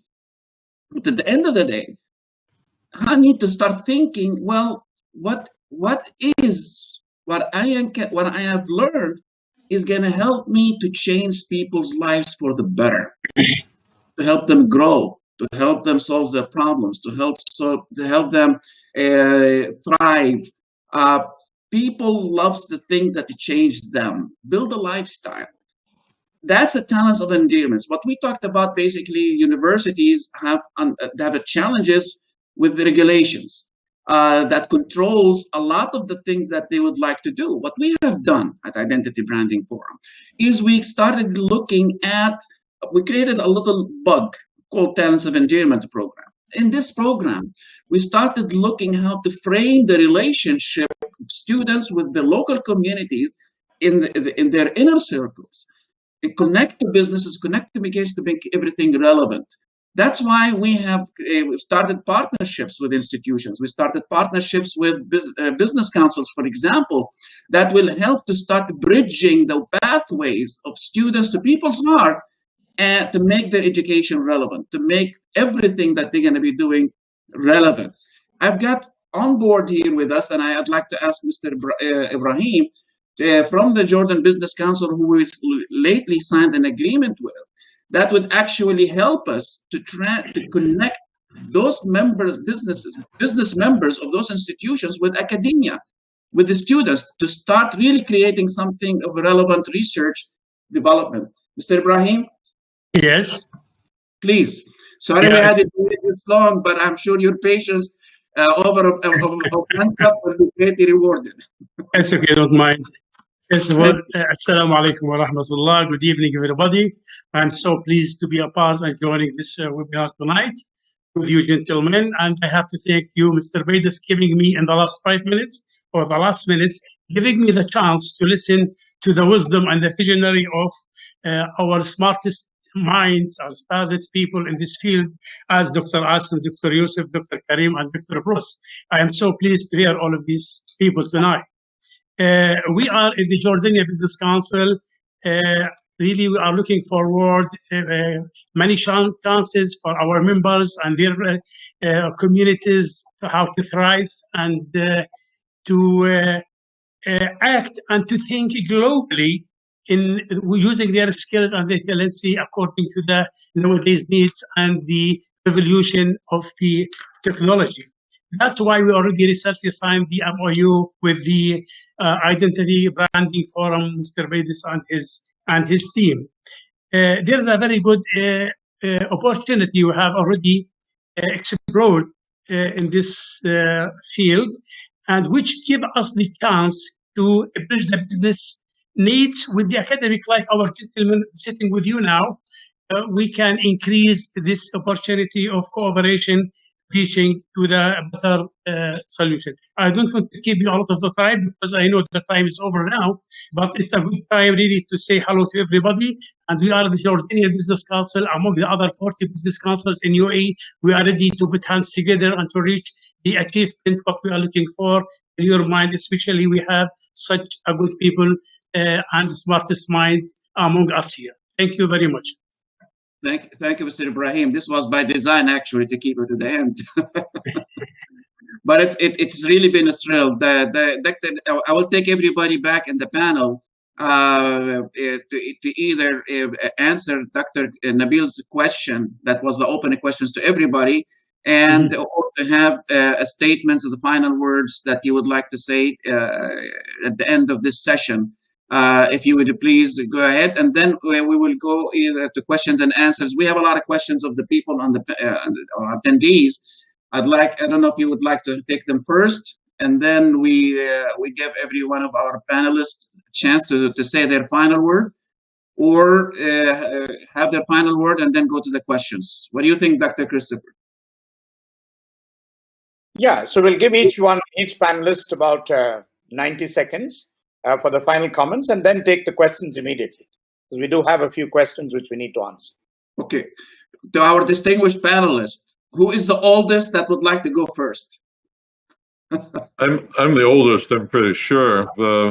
You're aware of the proverb that the nail that sticks out gets hammered down.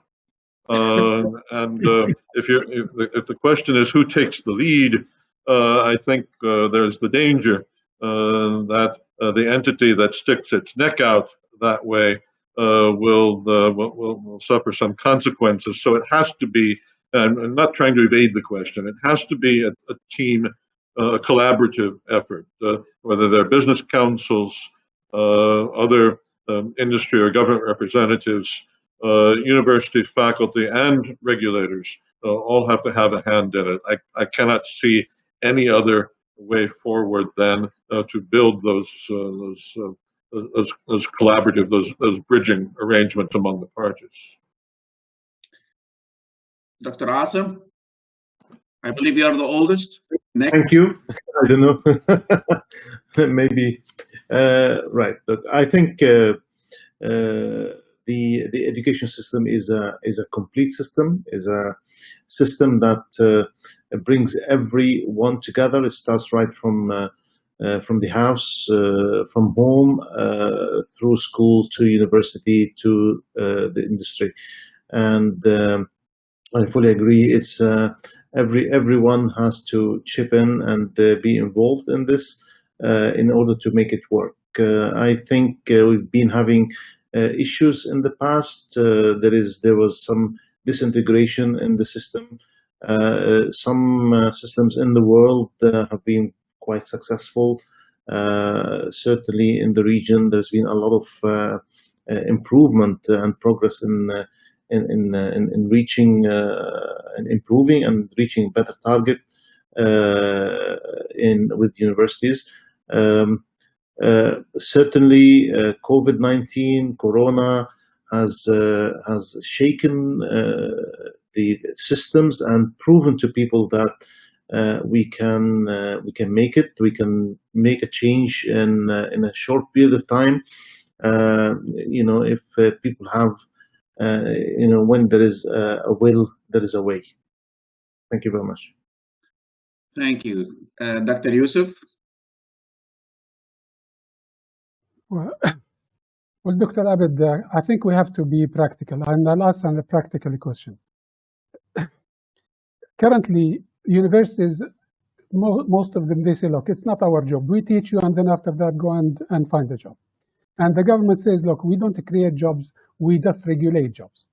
And the ministry says, look, we just accredit the program, police the program, and make sure that we rank high without really seeing whether this is really affecting the students in their future. When you go to most of industry, they say, look, we are not ready to train you, you should be ready. So we have students who were abandoned by all of us. And I think the only way we can move it practically and not wait until everybody agrees that this is something we need to solve is really to have good cases. So we are at the university. If we believe that we have to do something, maybe we could really look at the industries who are willing to collaborate because they see that they could win out of this. And maybe we could collaborate with public entities that they know that the future is changing.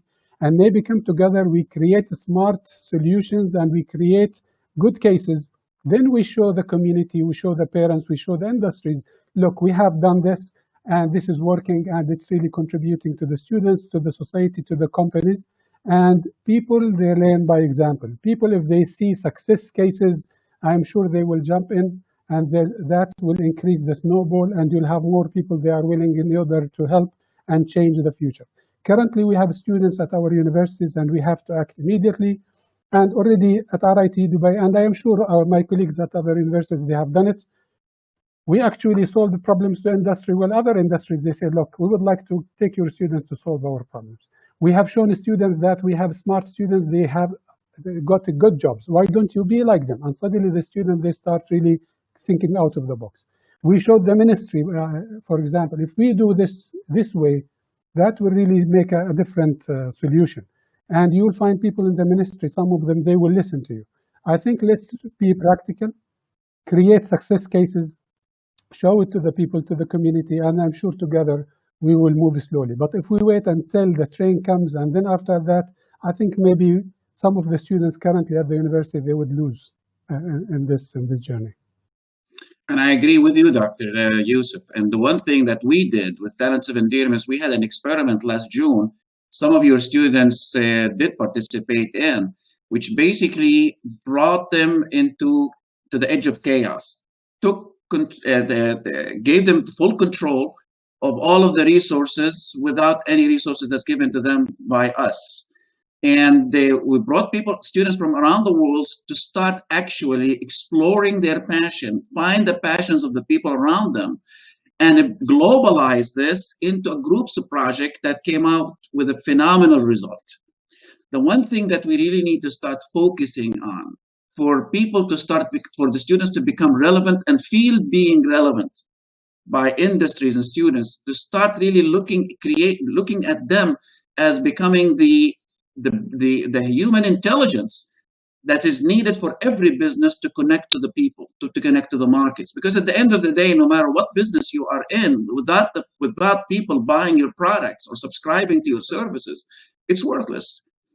And we're losing sight of that ability. Dr. Karim, you're last but not least, but you've got the final word, at least on this group. I'm the last one, not because I'm the youngest, but probably because I have some connection problems. But I really want to end with a very optimistic and positive way, because I think the changes that we are experiencing and witnessing today in different sectors, in business, in technology, in the health sector, etc., these changes are led by leaders who graduated from universities. And I think universities, or at least universities that are agile, will still lead the changes and will graduate people who are able to make changes, tremendous changes. I think universities that won't be able to adapt will definitely not survive. We saw many universities in the world that have shut down or merged or whatever. I think I'm very optimistic. We will see universities as always agile and adapt to the changes. So I don't think the future will be an exception to what we have seen over the past centuries in education and higher education. I think I'm still very optimistic. I think Dr. Nabil was asking which players should be leading these changes, and I think it will be maybe this is my economics background that would talk. I think there will be supply and demand from everyone. There will be forces pushing and pulling from everywhere, from the different players, until a new equilibrium point is reached. And I'm sure that this equilibrium point will also be as positive as it has been in the past. I also want to highlight the importance of social responsibility that you raised. And this is very dear to my heart here at Ajman University. All our students have a common denominator, regardless of what discipline they study. Social responsibility is embedded in their education, and they understand their role in society. Of course, we want them to be successful in their career, in their professional career, but we want them to understand their role in the society, and we want them to make a difference and make this world better. Marvelous. Okay. There is another question has been asked by our guests who would like to answer them. Some of them. We've got, wow, quite a few. Dr. Christopher, Dr. Nabil, you've got. Who do you like to see answering those questions? Maybe I will pick one question and answer it. Ask it to our panel. I think some of the questions there were a chat answer to it, but let me pick this question. I think it's interesting, an interesting one. It said, we talk about innovation and disruption and transformation, but do we comprehend their definition in the manner they are to be? What are the key pillar of education society and the employment market that need to be addressed and built in order to have a fostering environment for these buzzwords? Open question for our panel member, maybe Dr. Bruce or Dr. Asim, if you want to give an answer to this one.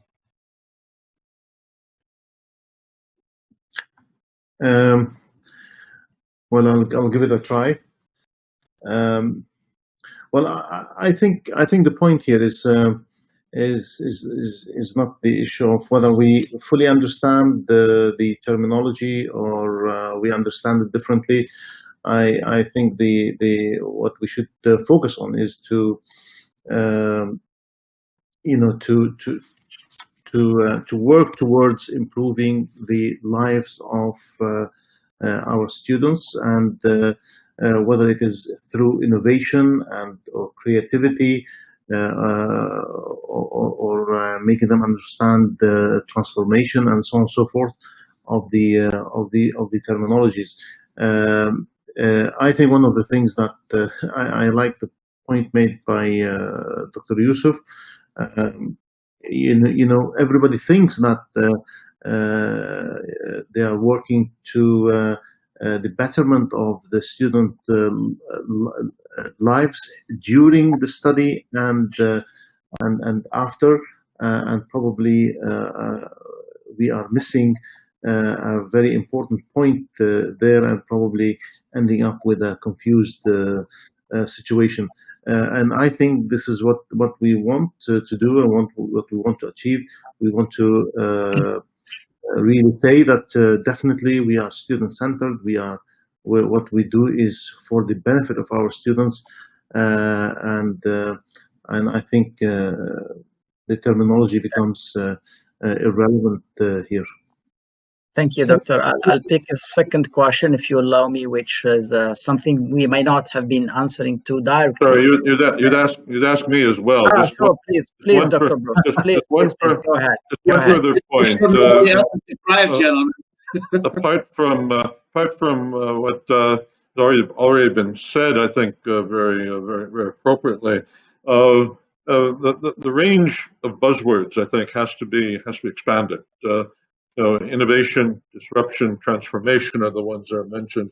How about something like healthy skepticism, or being an intelligent consumer, in the sense of being broadly informed of the consequences of innovation, the ethical, social, and other consequences of innovation. We center all of that, I think, into a broader societal context, and I think maybe part of the concern that the questioner is raising is that they are seen as being kind of out-of-body experiences, something detached from society, when in fact they have to be integrated with it.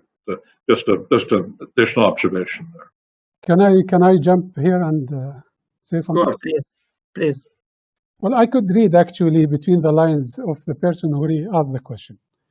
Many universities, they use these words for marketing, but when you ask them, what have you done when it comes to innovation? What have you done when it comes to digital transformation of your operation? You will find little has been done. And I think universities, they have to avoid this marketing and do real things in order to show people, look, when I talk about innovation, I know what I'm talking about. And look, 6 of my students, they have already started their startups. One of my students was chosen by Forbes among the top 100 females influential in the region. I could say, for example, we have students already, they opened their companies and so on. I think without having evidence that the universities are really implementing, and doesn't have to be big. We don't have really to claim that we achieved a lot. This is what we managed to achieve. I think that will make people appreciate what we are doing and believe in us, that we are really understand these buzzwords and not using it just only to make sure that people they are pleased with what we are doing at the universities. Yeah, if I might just add to what our esteemed panelists are saying, there's a common misperception among a lot of us, including academia, that innovation is something which is only for people who are creative, people who can think in a certain manner. In other words, what we call the right brainers. And so a lot of us confine ourselves with the self-fulfilling prophecy that, hey, I'm not the creative type, I'm not the innovative type. But I think recent research in neuroscience has proven that we all have an awesome God-given brain, which has 2 parts to it, the right brain and the left brain. While the left brain is based on data analytics and mathematics and number skills, the right brain, which all of us have, which is endowed, does look after the creative, the design, the innovation, and all these disruptions that we talk about. The question is, I think academia's great responsibility would be to ensure that this message goes out to everybody. So that's the first thing, creating the awareness that we have an awesome right plus left brain, both intuitive and analytical, and then we use that. So the second thing that universities and colleges should do is to ensure that we have adequate programs, adequate interventions to ensure that both the right and the left brains are trained equally. One of our panelists spoke about STEM being rechristened as STEAM. Now we need to embed this philosophy into the system itself, that we have more of these creative innovation workshops, more of these data analytics plus innovation. So when we combine these elements, we create what we call the whole brain thinker.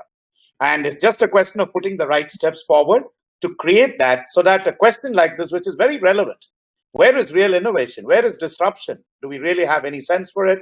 I think it's our responsibility to ensure that we do it. I'll finish with one small comment in 30 seconds. In India, we have a very interesting term for it. It's called Jugaad, Jugaad.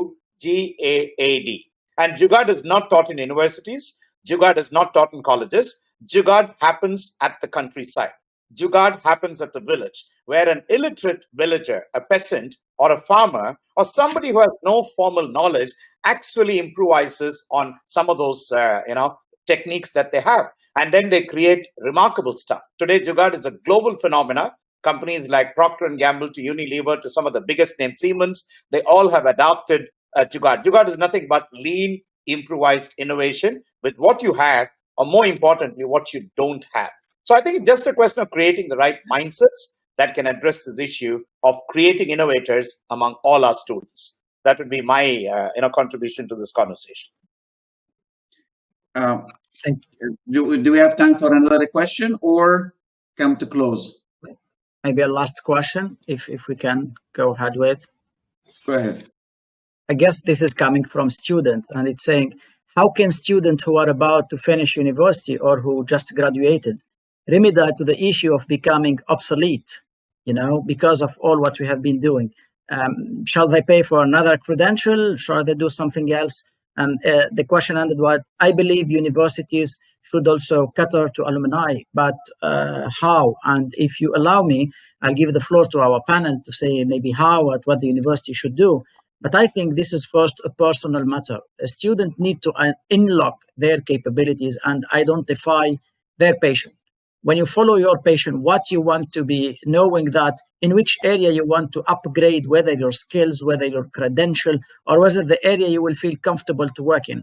And here I remember my kids, 16 years old, and I was convincing them to keep one of the specialization. And I was saying to my daughter, look, don't take a rapid decision because it seems to be, difficult and hardworking requirement to change it. And she said, no, Dad, it's not that. I know I have to hard work on anything I want, but I want to really to enjoy it. I want to feel that I'm doing something I'm passionate with. So I would say to the student, that's the first thing you have to do to remedy at your level. There is plenty of ways to acquire credential. So first identify what you are passionate to find your place in the new system. And I'm sure our panelists would love to add something there. Thank you. If I can jump in. Go ahead, Dr. Karim. Yeah, please, I'll jump in and then I'll have to leave. Of course, talents will be obsolete anyway if we don't have eagerness for lifelong learning. And universities, at least Ajman University, and I'm sure my colleagues as well, are providing many opportunities for alumni to keep up with the rapid change in skills through training programs, through certificates, through engaging guest speakers, through panels, and in addition to that, you have so many platforms now on YouTube, it's very easy to acquire knowledge now if we are really keen to learn. I think the key word here is lifelong learning, because we should never stop learning. If that's the question, if you stop learning for a very short time, given the pace at which the world is changing, you will be outdated anyway. So my strong advice to those who graduated now is keep learning, be eager to learn, never stop learning. You will be learning until the end of the life. So, and I think this generation has the chance that knowledge is there. it's on your computer, it's on your phone. Libraries are open. You have all these MOOCs that are accessible. So I don't think you should focus only on degrees and certificates as much as you should focus, I think, on acquiring skills and knowledge. So thank you very much. And I'm sorry I have to leave. I have another commitment. So I really enjoyed, and thank you for the attendees, and thank you for inviting me.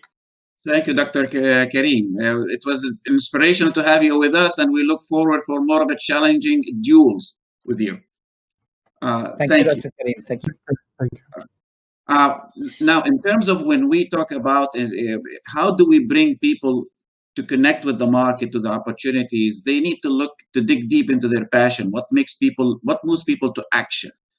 Now, we always learned that people go to college to get a degree.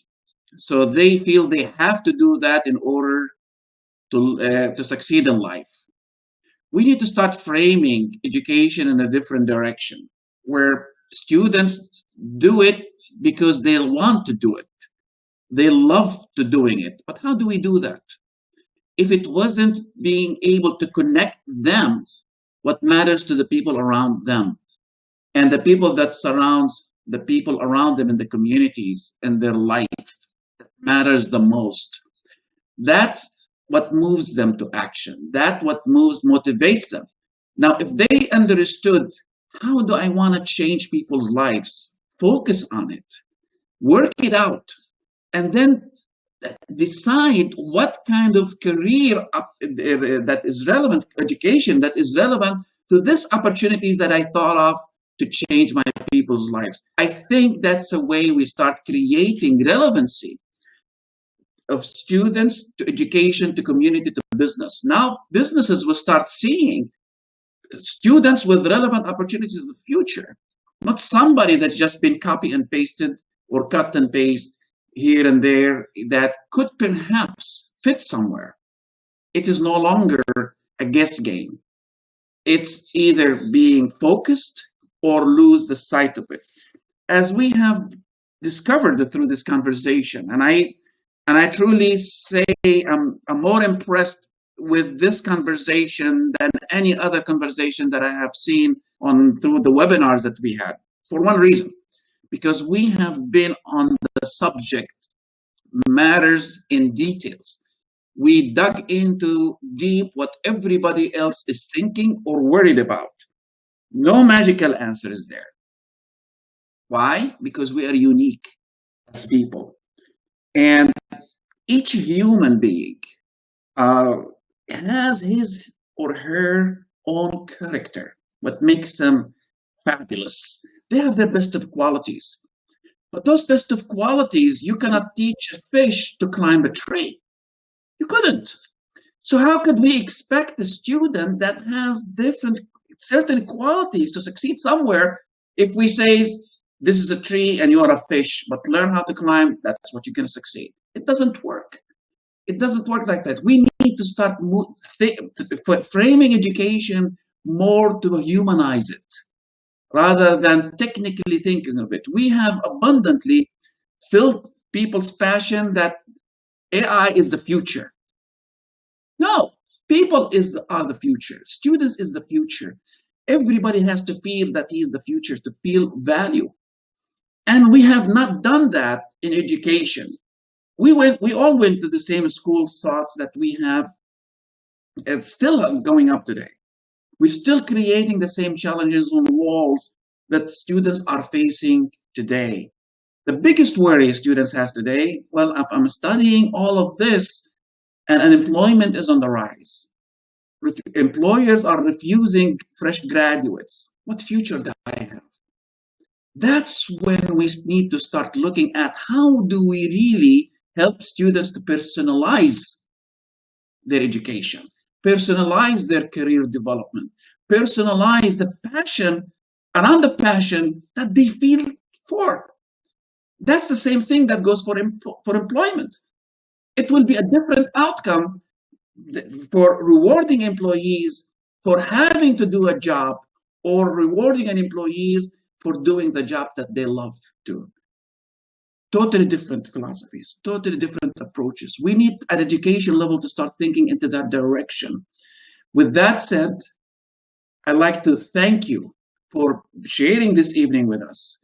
And before we leave, unless we have any other comments from any of our distinguished panelists, I would like to make a comment, if you don't mind, please, Dr. Vedas. I know we are late, but in answer to the question by the student, and now it's important to understand that we in universities we work as part of a system. The system in a country like for instance in the UAE, when we plan in accordance with the vision of the country. So we really prepare our programs, our future vision in relation. We relate it to the vision of the country, so that we can complement that vision and contribute to it. And so it's I don't think there is something called you become obsolete just like this. Obsolete is a very tough word to put there. And when I say you work towards a vision of the country, it means that you are part of the plan as well, of course, but provided you are interested, you are passionate about that.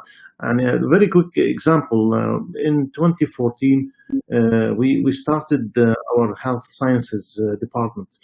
And that was started as part of the work towards STEM, science, technology, engineering, and mathematics. That was put by the government. Now, in 6 years, the health science department now is the biggest department in the college, right? So people have actually now we've opened a new area, a new discipline, and that discipline is helping achieving the strategies in the country we're in.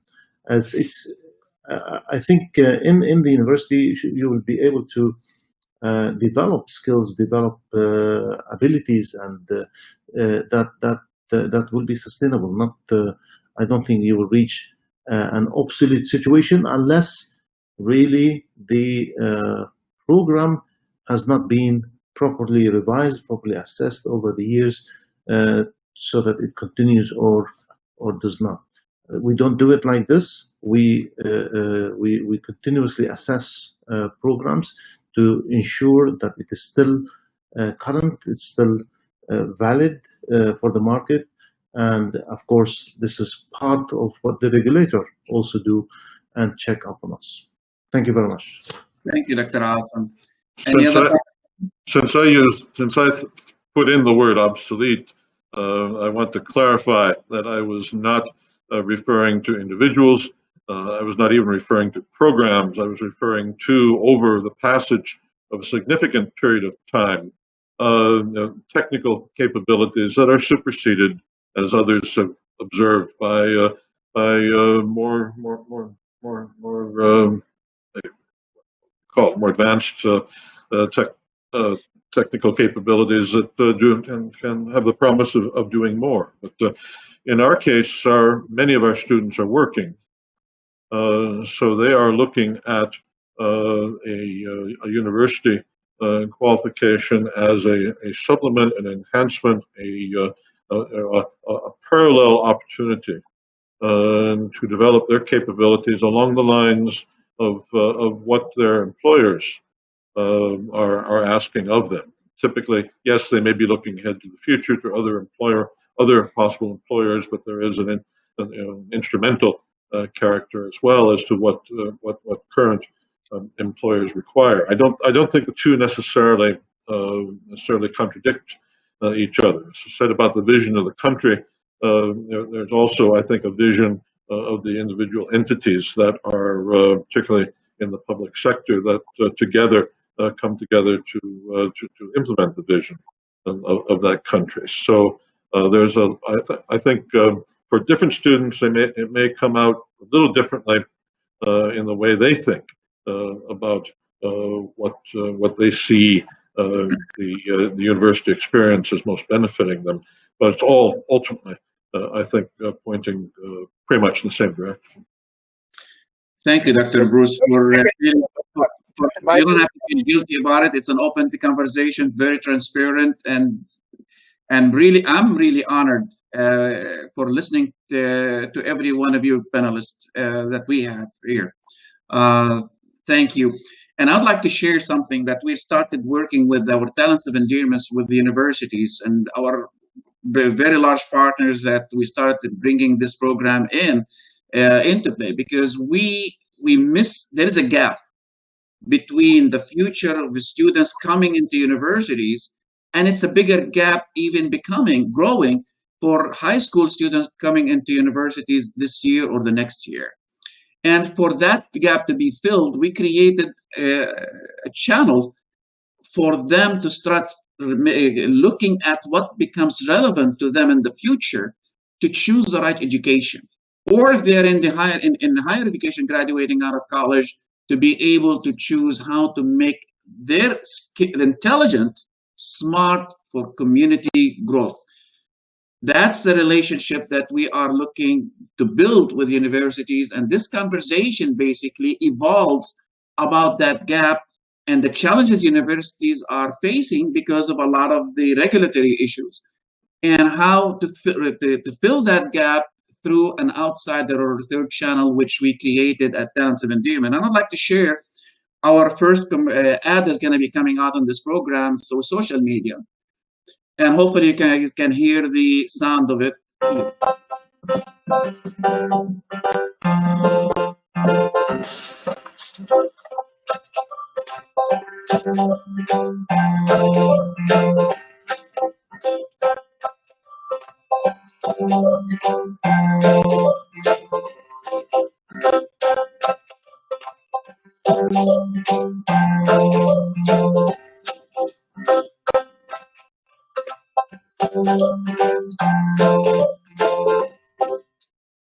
Now, this ad is going to be running for high school graduates and high school students in the early years. Now, I would like to have a very final word. If you guys could tell us basically how this webinar we did. Let's start with this poll, if you may. Please rate the webinar.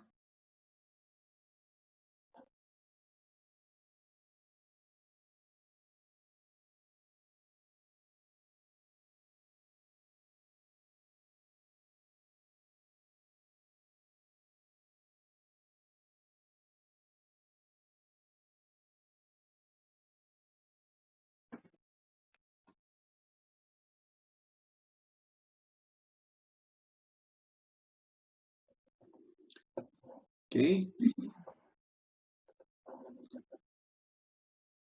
Rate the speakers.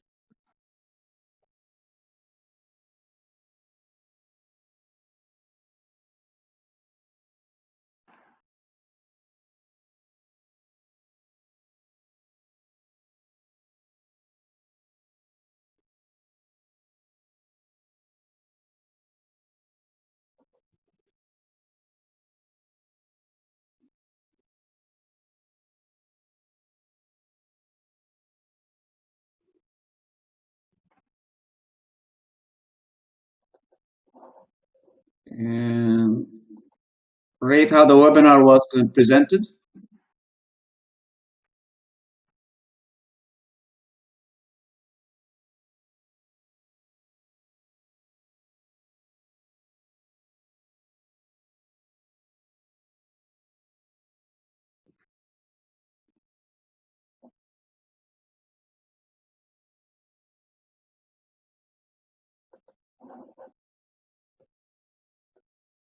And the last one.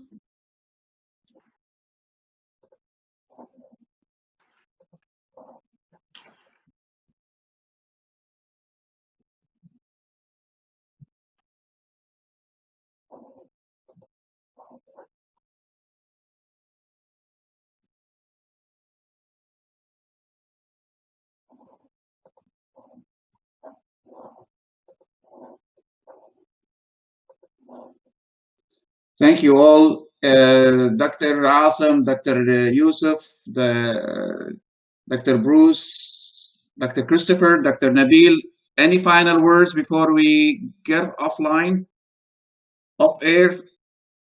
You have the word. Well, we'll say a big thank you to you, Dr.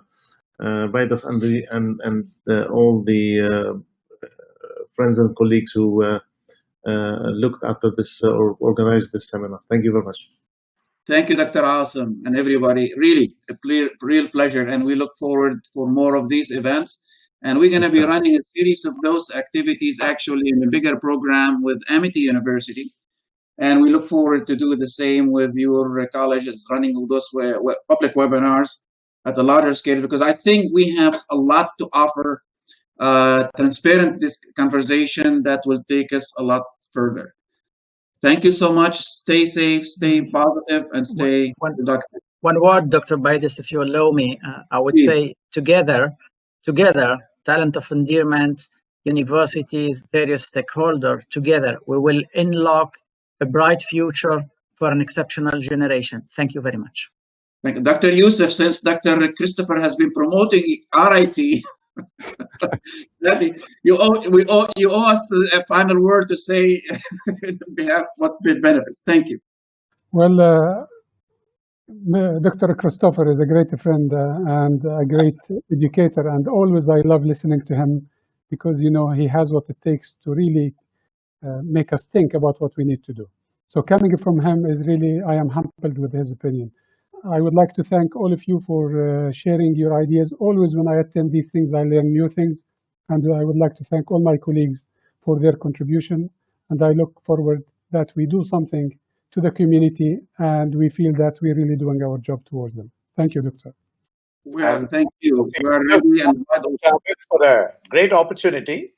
And I just want to say 3 words: learn, unlearn, and relearn. So that should be the mantra for faculty. It will be the mantra for all of us administrators, and should definitely be the mantra for students, because we all together build a future for all of us, which will be better, brighter, and more blessed. Thank you very much. Thank you so much. I'm humbled to be among you, with you, and looking forward to be working with you a lot more in the future. Thank you so much, everybody. Little to add, but if you talk about lifelong learning in action, we are just seeing it. That's right. Thank you. Have a great evening. Take care. Thank you. Thank you. Good night, Robert. Thank you. Bye